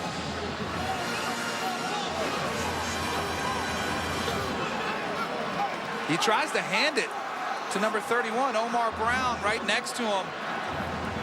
Now let's bring in Steve Shaw, the SEC coordinator of officials. Does that look What is the definition of an illegal forward pass? Then the handoff would count, correct? Well, if he handed it forward, that would be a foul. Yes. If he throws it forward, that's a foul. So either way, you have an illegal pass or illegal forward handing. So they handled that very well. What an enormous play to have a touchdown, and instead it's all the way back to the 30-yard line, and then Van fumbles.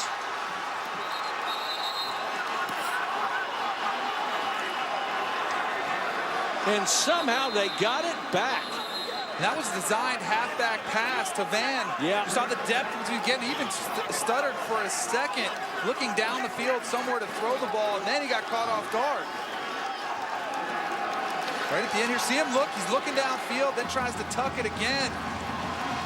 And a nice job, Tarek Williams, number 97, got a big mid on it, as well as Jericho Lee, a couple guys coming in there.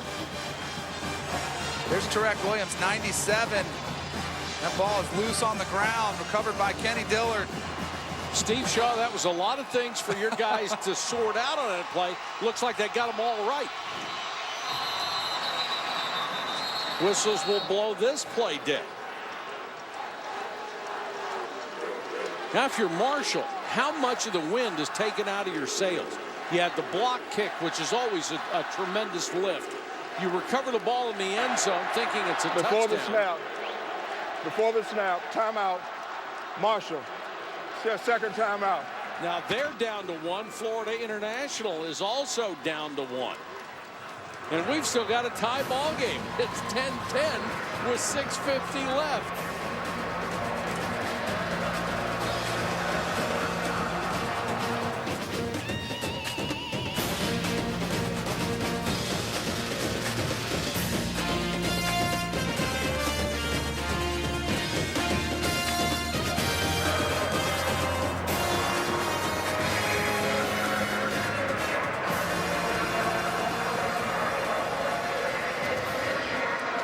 Doc Holliday conferring with the officials about we're not sure what yet.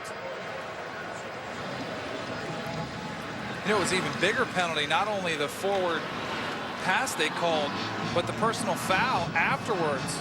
It was only a 5-yard penalty, that first call that they made. That's a great But the personal point. foul was the one that brought them back so far, another additional 15 yards. And the personal foul, as we have seen more and more, all these guys are in a scrum at the bottom of a pile, and you see players trying to pull players off of a pile, and that's exactly what happened here. Number 39. That's who they called it against. It's actually number 32. So that was a little vicious right there. They're going to call that every time. There's yeah, you simply can't do it.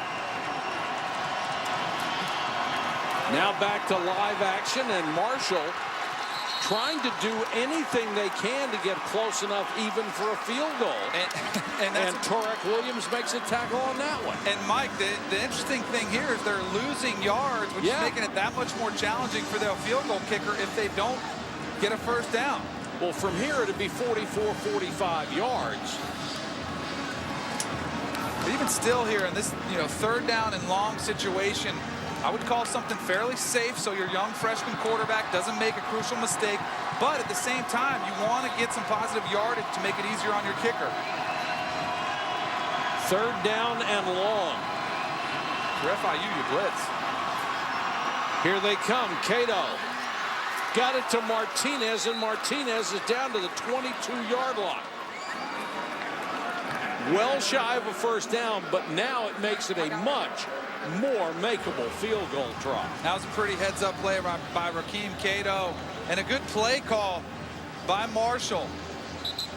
Boy, he had a lot of pressure coming on him, didn't he? He did. FIU was trying to blitz to make sure that kick was even harder if they could have gotten a sack, but Cato, aware of it, finds his quick outlet. Jack Griffin has hit a 37-yarder. This one is 39. Excuse me, Tyler Warner.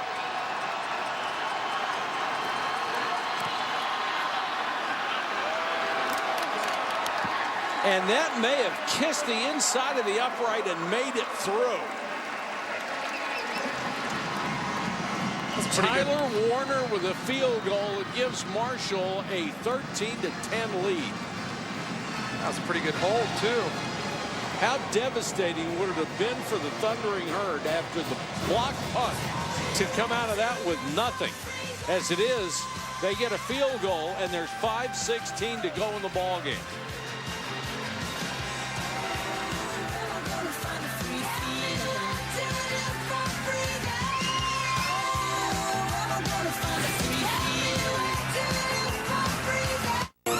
Capital One Bowl Week continues through January 2nd. Anything? No. How about now? Nope.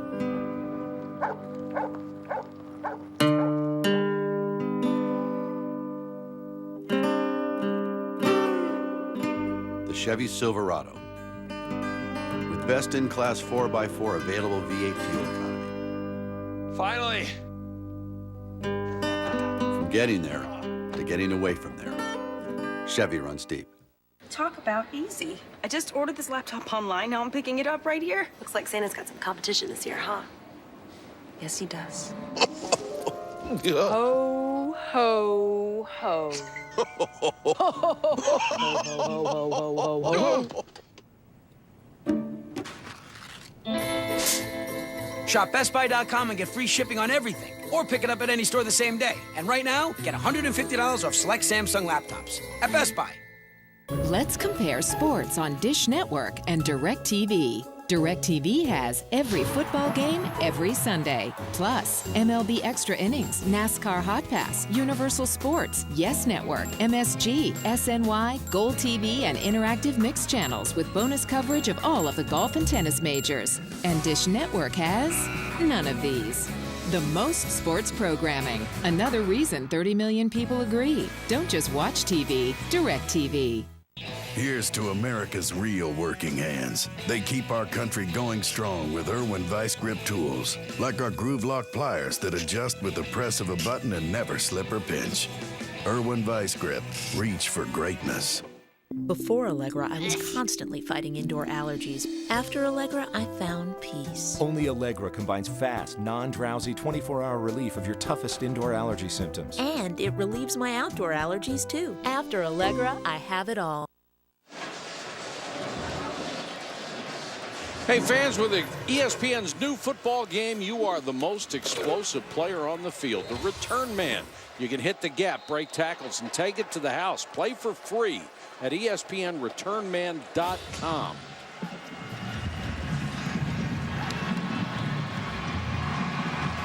Tyler Warner, the hero of this game so far. A couple of field goals has given Marshall a 13-10 lead. Speaking of the return man game, if you are T.Y. Hilton, you are one of the best return men on the face of the planet. And he is back waiting at the goal line. Averages 32 yards a return this year. 5:16 left. Marshall by 3.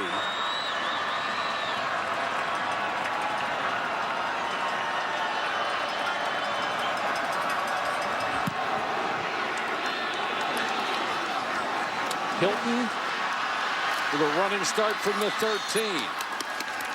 And taken down as he crosses the 30. Let's go to the studio for an update.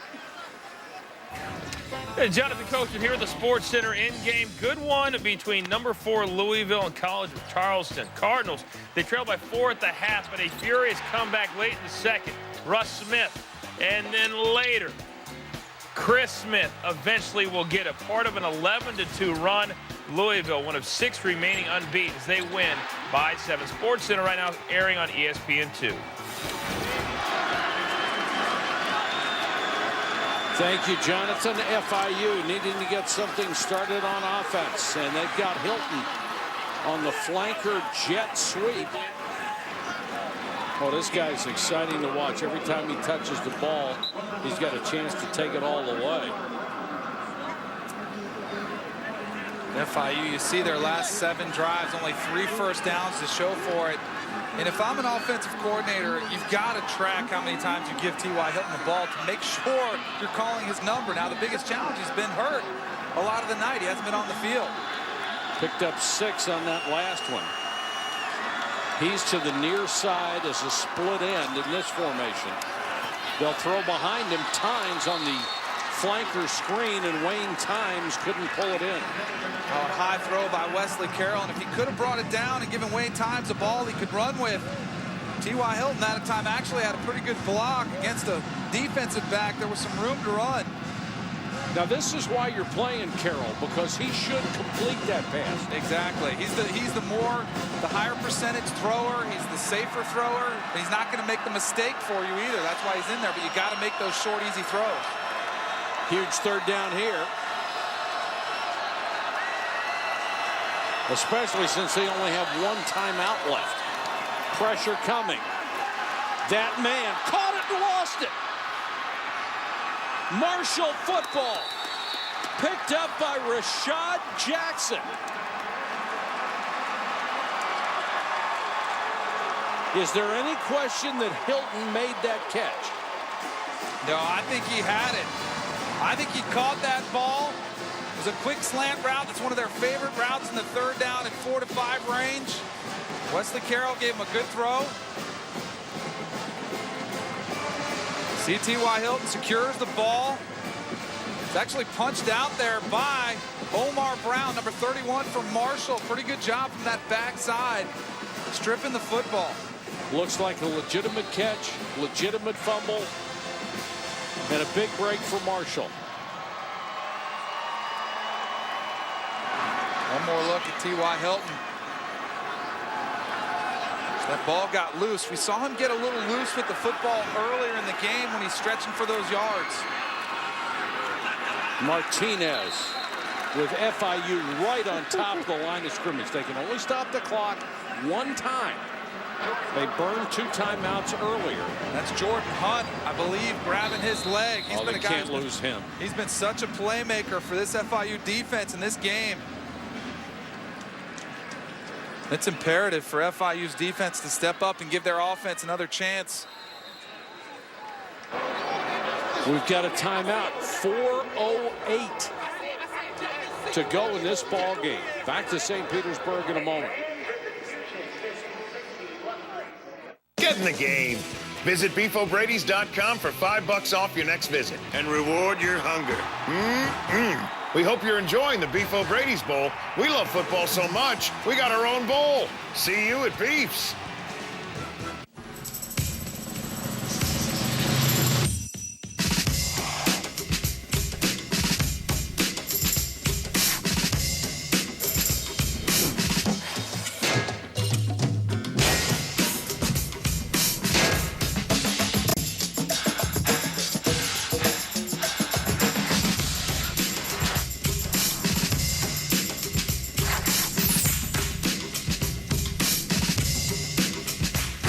For more than 60 years, Wrangler has been making jeans more comfortable. Wrangler jeans give you comfort where you want it. They don't cut and bind like most jeans. U-shape. It fits around you. It gives you more room where you need it. Wrangler.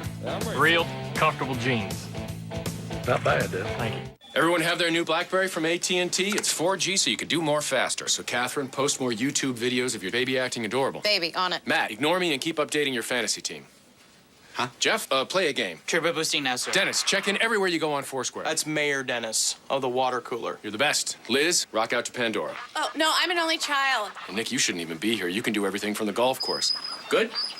Good. On AT&T, BlackBerry Torch moves at the speed of 4G. This Christmas, You can't even see these things. the invasion begins. Electricity gives it away.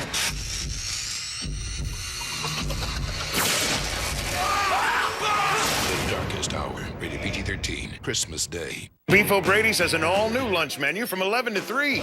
Double dog it, or bowl over that appetite with a grilled veggie bowl for just $4.99. Or the jumbo combo, including fries and a drink, and your wallet will still thank you. See you at Beef's. At the conclusion of our game, log on to ESPN3 to see live coverage of the Beef O'Brady Bowl St. Petersburg Trophy presentation. That award may be still up in the air, but the young man who was just able to get off the field under his own steam after being down for quite a while, Jordan Hunt, might be in the hunt, so to speak. had an unbelievable game. Biggest question for FIU is can they get another stop? Now they're going to take more chances. Todd Orlando, their defensive coordinator, has been blitzing all night long. The dilemma you run into if you're Marshall, you probably know that, and you want to take a shot and go for that kill shot to really put the ice on this game. But I really think they're nervous with Rakeem Cato as a true freshman back there at quarterback. You just don't want to make that mistake at this point in the game, but you really can't coach like that. You got to go out there and say, hey, this kid's played a lot of football. Let's give him a chance to put the dagger in their heart. See if Marshall can take every second off the clock as the play clock went to 40 because of that defensive injury. Play action fake by Cato. He's going to keep it. Boy, he doesn't secure that ball very well. He's running with everything hanging out there. But that's a heck of a play on Cato's part. Well, I like the play call, though, because he was looking downfield, and he made a good decision. Nothing was there. The big play wasn't there. So he kept it himself and got some positive yards. He had Gator Hoskins, his tight end, but he was pretty well covered. Decided to keep it. That's Hoskins right in front of him. Most importantly, he stayed in bounds, got down. That clock is still tick, tick, ticking. Well, here's the game right here. 3rd and 5. They pick up the first down, and with only one FIU timeout, probably salt this one away. And they throw underneath, complete to the tight end, C.J. Crawford, and he's got the first down. 15 yards. Oh, another great play call from Marshall. FIU was selling out for the blitz. Tight end slams down and just pops out for an easy pass for Rakeem Cato. The defenders thought he was blocking full time, just crashed down and popped out in the flat. Now if you're FIU, boy, you wish you had some of those timeouts back.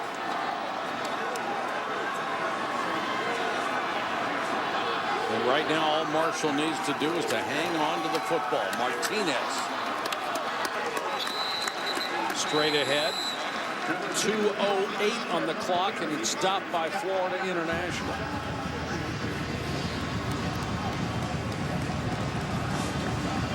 Right now, 2 more runs would take it under a minute if they use the entire clock. Capital One Bowl Week continues tomorrow night on ESPN. Number 18, TCU's balanced running attack goes against Louisiana Tech's tough run defense. That's in the San Diego County Credit Union Poinsettia Bowl. Capital One Bowl Week on ESPN, ESPN Radio, ESPN3, as well as streaming live on WatchESPN.com and the Watch ESPN app tomorrow night at 8 Eastern. Like that TCU offense. I do. They could get in a shootout. That number 4 for Louisiana Tech, you're watching right there, Quentin Patton. He's a special receiver on the outside. That game could be a lot of fun to watch. Marshall trying to put this one away, up by 3 with 2:08 on the clock. 2nd and 6. T.Y. Hilton can only stand and watch, or kneel and watch in this case. Martinez straight ahead, dragging tacklers with him to the 35-yard line.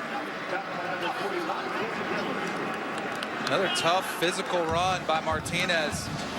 All night long, those yards have been hard to come by. Haven't they? It's a numbers game right now. There's 24 on the play clock, so they can get it down to a little over 120 before they snap this one and take it inside a minute if they don't get the first down to decide what to do on 4th down.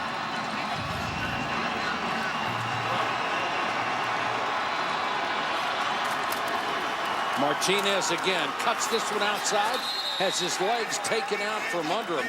Solid tackle by the corner, Sam Miller.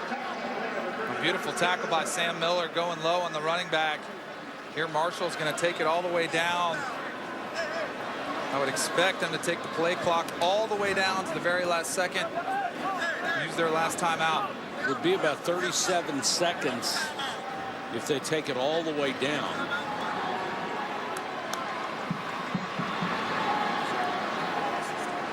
And then all you'd really have to do is punt the ball and just make sure you get the punt off. FIU has had quite a bit of success this year blocking kicks, just the way Marshall had. And there's the timeout with 38 seconds left.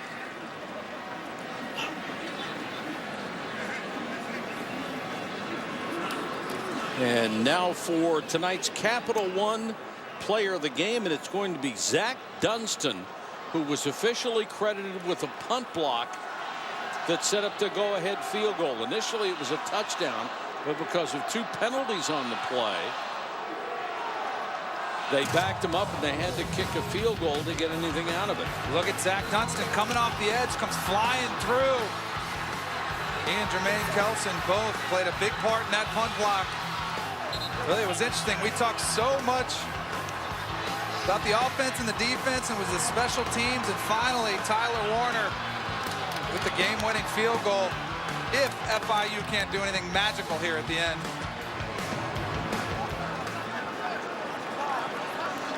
So now if you're the kicker, Whitehead, your job is just don't get it blocked. Oh, excuse me, they are going to try to run for it. Instead, now throw, and it's caught at the 10, and it's Dobson for a touchdown. Holy cow. How about that for a play call?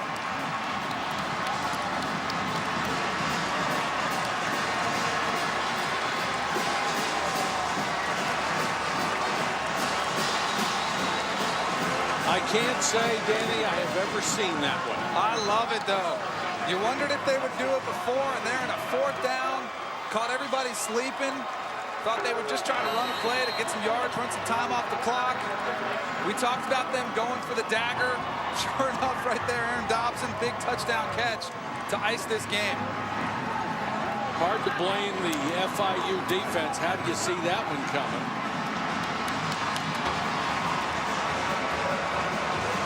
They were sold out. 9 guys around the line of scrimmage, but your defensive backs are out in the corner on the outside. Look at everybody selling out. Nice job, Rakeem Cato, making just that one little elusive move. You see the safety on the back end, loses footing. You're on an island out there against Aaron Dobson, 6'3", 204 pounds. Yeah, good luck. Woo. Well, that kid is talented, too. He really is. He's going to have a bright career at Marshall. Coaches have said they've seen him mature throughout the year, and this is a big growing process for him to step up and make plays like that to lift your team to victory. What a stunner.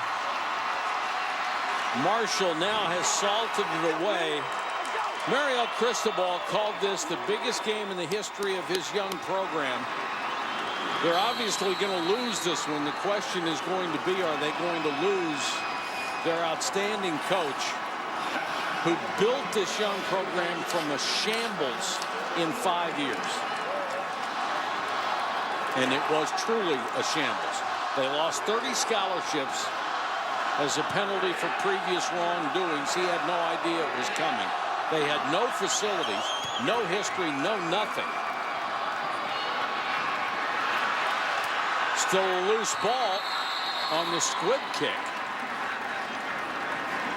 And it will be taken by FIU with 24 seconds to go. If you joined us late, Cristobal, the leading candidate, at least according to the rumor mill, for the open Pitt Panther job. Of course, everybody at FIU and in Miami hoping that he would stay with this program where he has spent so much of his life and his career, both as a player and a coach. But Doc Holliday is going to come away with a 7-6 season. And congratulations to him as he tries to rebuild a Marshall program that had fallen on hard times. And you know one thing, he will be able to recruit players. He talked about the importance of this bowl game, getting a win here, how much it would help in recruiting. Carroll with time goes underneath. And that's it.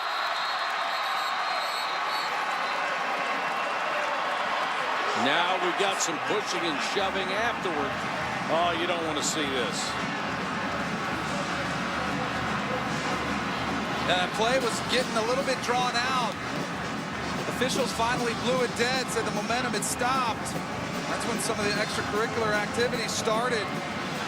Number 97, Marquise Aiken, lost his helmet, started shoving, and if you're FIU, it's got to bring back memories to the ugly fight they had against the University of Miami. Just one of the ugliest scenes in college football.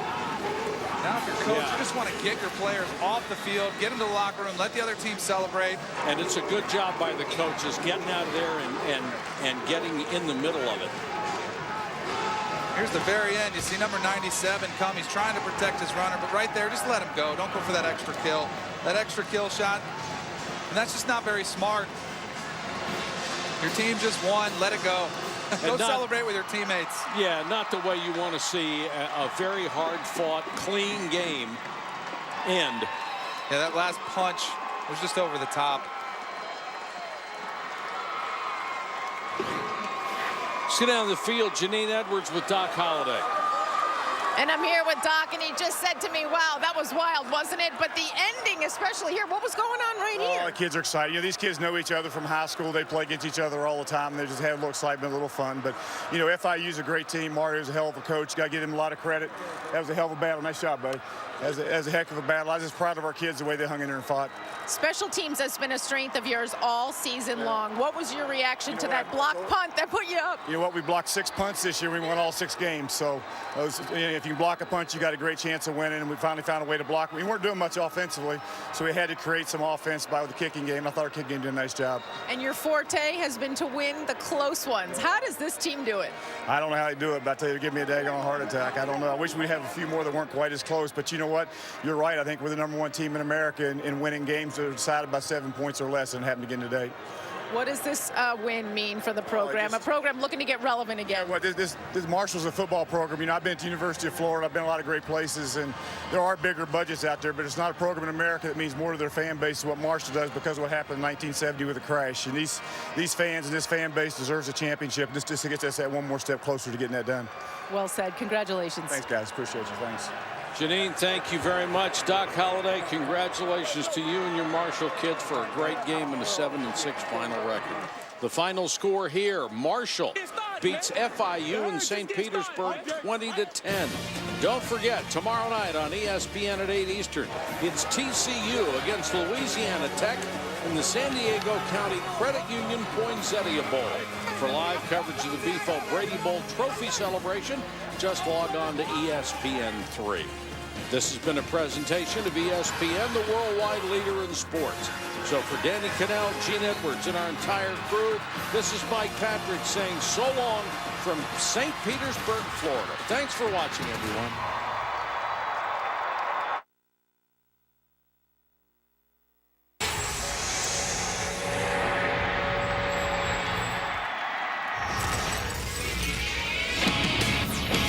He's been around this game a long time, so just to get any compliment from him is extremely nice. This is SportsCenter. The defending champs wander into a storm. Durant and company start with a bang, and all eyes on the NBA's point men, while Derrick Rose inks an eye-popping deal. Holiday hoops on campus, #1, taking care of business, but one of the last unbeaten pushed to the brink at home. Adding more fuel to the fire is what Rex Ryan said today and again about the Giants. And pulling a reverse, reason to believe John Elway is now a Tebow believer. Ohio State, they learn their fate, what it means for Urban Meyer's immediate future with the Buckeyes. Your future with SportsCenter right now. I feel like I have to win this game.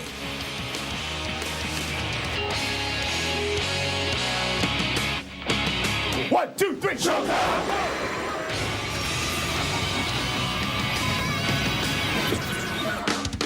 Hi, and welcome to SportsCenter. Thanks for hanging with us for the next hour and 23 minutes or something like so. that, yeah.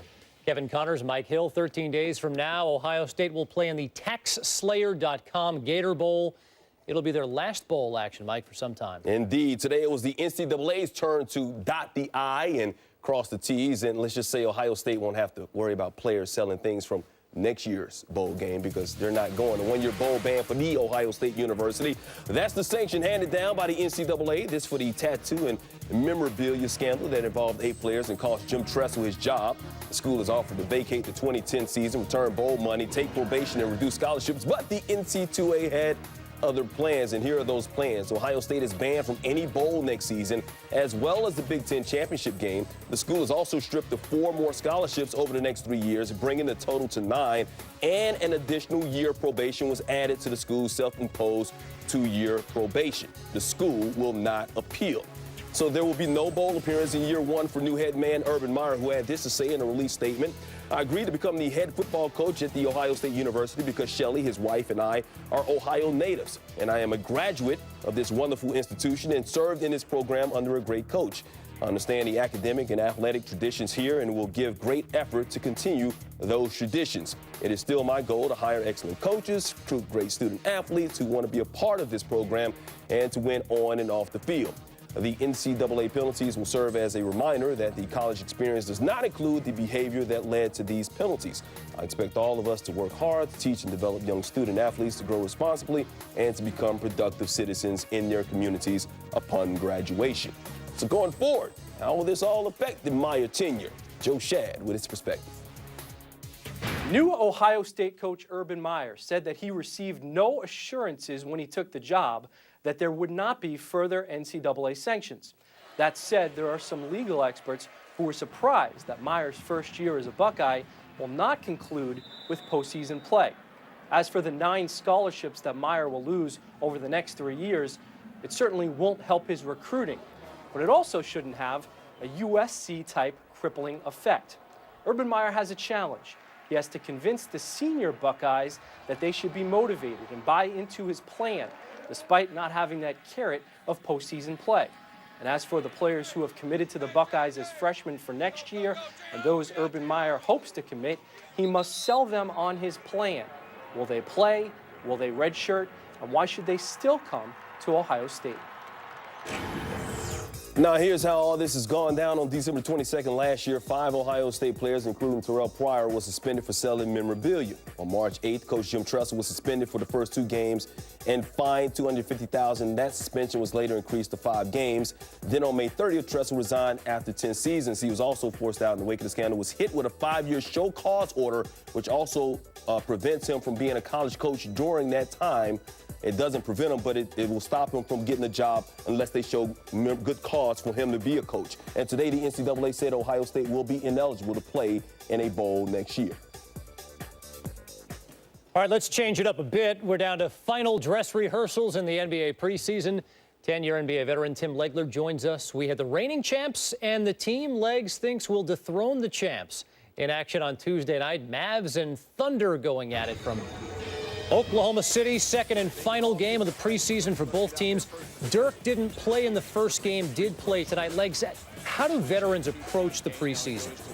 Well, listen, bottom line is this. You want to get some reps in. You want to get some shots, some game action, and feel good about yourself going into the season. This is a little different. Only 2 games at a time, but this right here looks like deja vu. We're back to last year in the postseason with Dirk Nowitzki running the show. Everything going through him. You see right there working on his passing a little bit this year. And Jan Mahimi, the beneficiary. Meantime, for Oklahoma City, boy, James Harden really came on at the end of last season. He really did. His confidence has to be sky high coming into this season. Now, you might say the Oklahoma City have 3 legitimate stars because James Harden can take over a game at any time. And he was dialed in from long distance in this game. He had 13 points, 7 assists, 5 rebounds on the night. And to Leg's point, I mean, if he's going, how much better are the Thunder?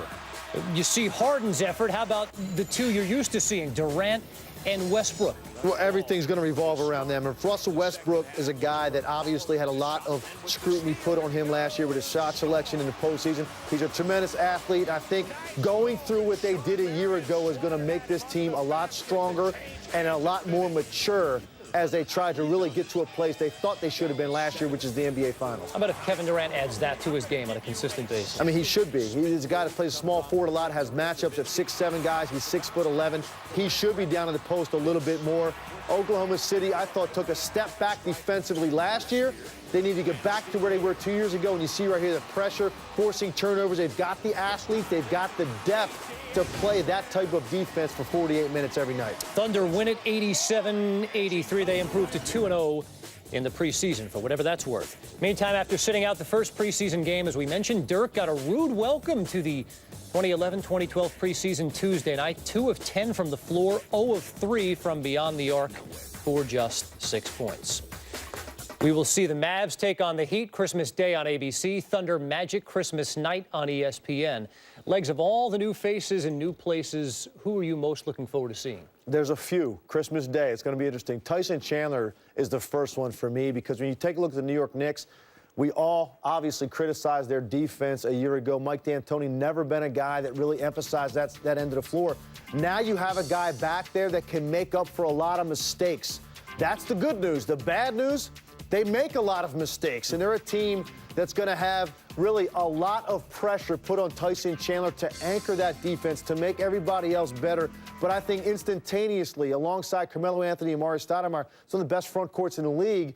And this is a team that Mike D'Antoni came out a few days ago and said, we're in the equation for teams that can win a championship this year. He put the pressure squarely on his team, but they're not going to win it unless Amari Stoudemire and Carmelo Anthony both agree that they have to do something collectively defensively to take that leadership role as star players. If that means sacrifice shot attempts, maybe sacrifice playing time because you're in foul trouble, whatever it takes to defend 10, 15, 20% more than you have in the past, this is a team that absolutely can make a run in the East. Obviously, Chris Paul's another player you'll be interested in watching on Christmas night. Made his preseason debut with the Clippers last night, had 17 points, 9 assists, and 7 rebounds. Welcome to L.A. Legs, what stood out about his impact on that team? Well, I think the fact that he barely knows these guys as far as playing with them, and he came in and had an impact that he did because Chris Paul is all about one thing, and that's making people look good. I mean, he knows how to get you shots. He knows how to get you easy looks at the rim. He knows how to defend his position. He's a leader. He's a natural-born leader, and you look back statistically over the course of his career, no teams have been better down the stretch at executing than Chris Paul's teams. So he immediately brings that leadership element to the locker room. As soon as he walks in, everybody respects Chris Paul because of the way he plays the game. He's going to make Blake Griffin better, but more importantly, he'll make DeAndre Jordan a better player. And he's a guy that I expect to have a breakout year. Caron Butler, Chauncey Billups, 2 other guys coming into that locker room. You have leadership, you have more talent, and you have mature players that at this point in their careers, they just want to win. And it's exciting that the L.A. Lakers and L.A. Clippers share the same arena this year because it's going to be very interesting what's going on down that hallway because the Clippers feel like they might be the team this year, the varsity, and make the Lakers the JV in that building, which would be really interesting. Are the Clippers better than the Lakers? I think they are. I really do. I think the Lakers are taking a step back because, number one, you don't expect Andrew Bynum to stay healthy. And if he goes down, it's Kobe and Pau Gasol. And Pau Gasol's coming off a very disappointing postseason. And right now, their 4th best player is Josh McRoberts. I mean, this is a very thin team. And Mike Brown, new coach, is Kobe going to buy in? I'm curious to see at what point his frustration level boils over, because I think it will. If they don't make a move and bring in a big name like Dwight Howard, I think Kobe Bryant's frustration level is going to come to the forefront, and Mike Brown's going to feel a lot of heat in his first year. He's a very good defensive coach. They don't have defensive personnel on that roster, which will make Mike Brown frustrated. So I think the Lakers have taken a step back, and the Clippers clearly have taken major leaps forward. That's a huge, huge statement to make, but indeed the Clippers obviously massively retooled. We'll see how it plays out this season. Legs, thanks. Okay. And the NBA is back. ABC and ESPN bring you 4 games on Christmas Day. Coverage starts at 2 Eastern with the NBA Countdown on ABC.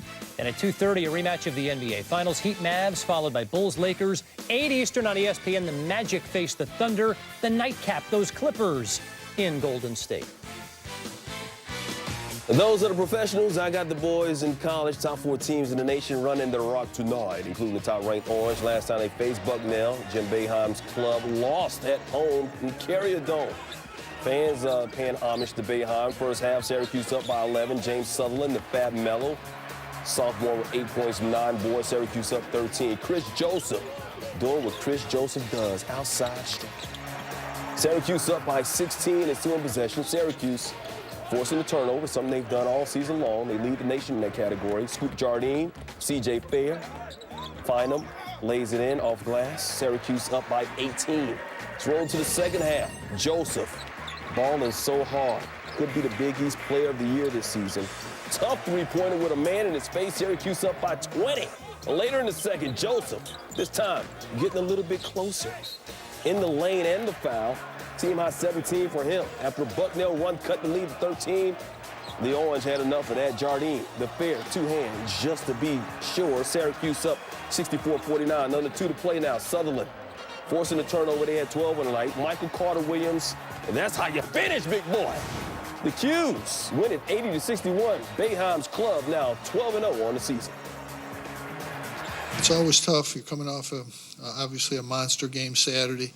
You get home late and, it's always difficult to bounce back. And I thought, given the circumstances, we did bounce back and had a real good first half. And we were helped because they missed some of those shots. What's your reaction to the lawsuit that was filed last week? No comment.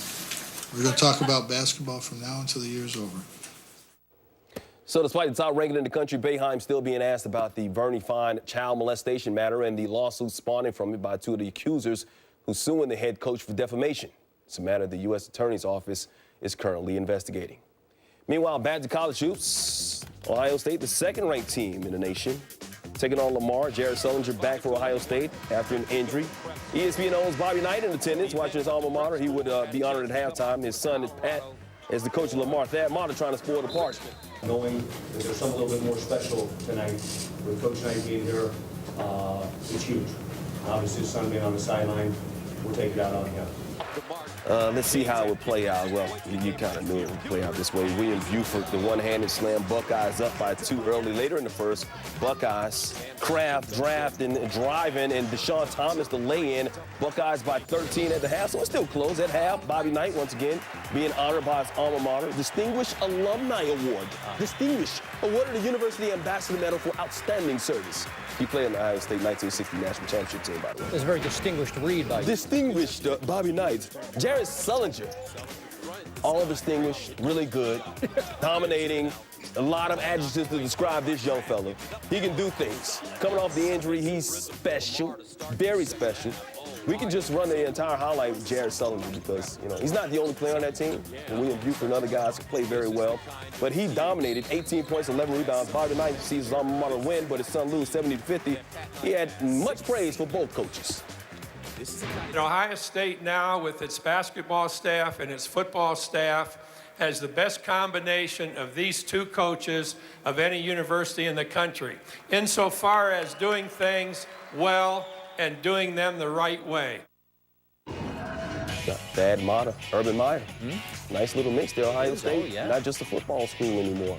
Ohio State can make some things happen, especially if Sullinger continues to step up this game after struggling in the 2 games following his return. He had combined 15 points, 12 rebounds in those games while shooting just 40% from the floor. Well, Tuesday went off for 18 points, 11 boards, shooting an efficient 8 for 11 from the floor.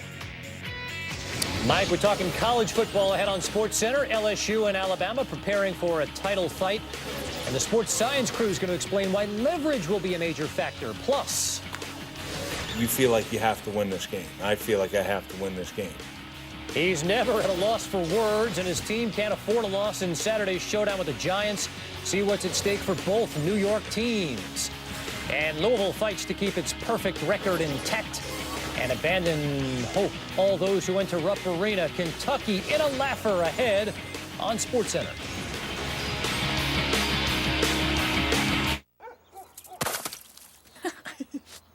See you at work.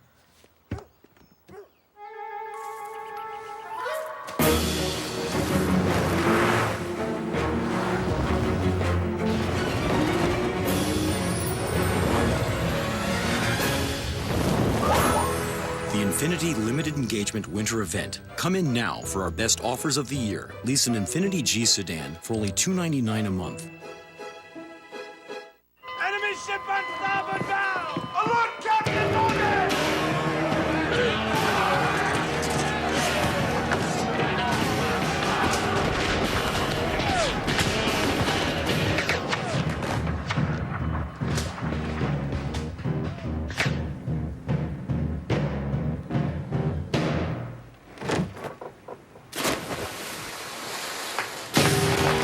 Captain Morgan, to life, love, and loot. Columbiana on Blu-ray. It's a scandalous blend of action, sex, and violence. Find her! Look everywhere! Only unrated Blu-ray now. Hey guys, I know I told you the Head and Shoulders for more than dandruff, how it gives me a healthy scalp and great looking hair. But who used mine up? It was Heinz. Seriously? You lying fool.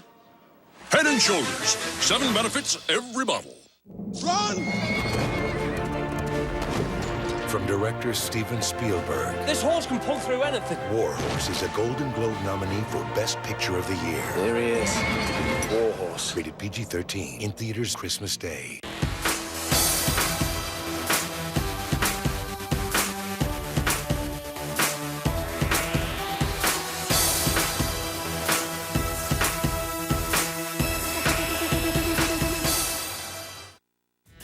Sports Center, brought to you by Lenovo. For those who do. Infinity, luxury cars that deliver inspired performance.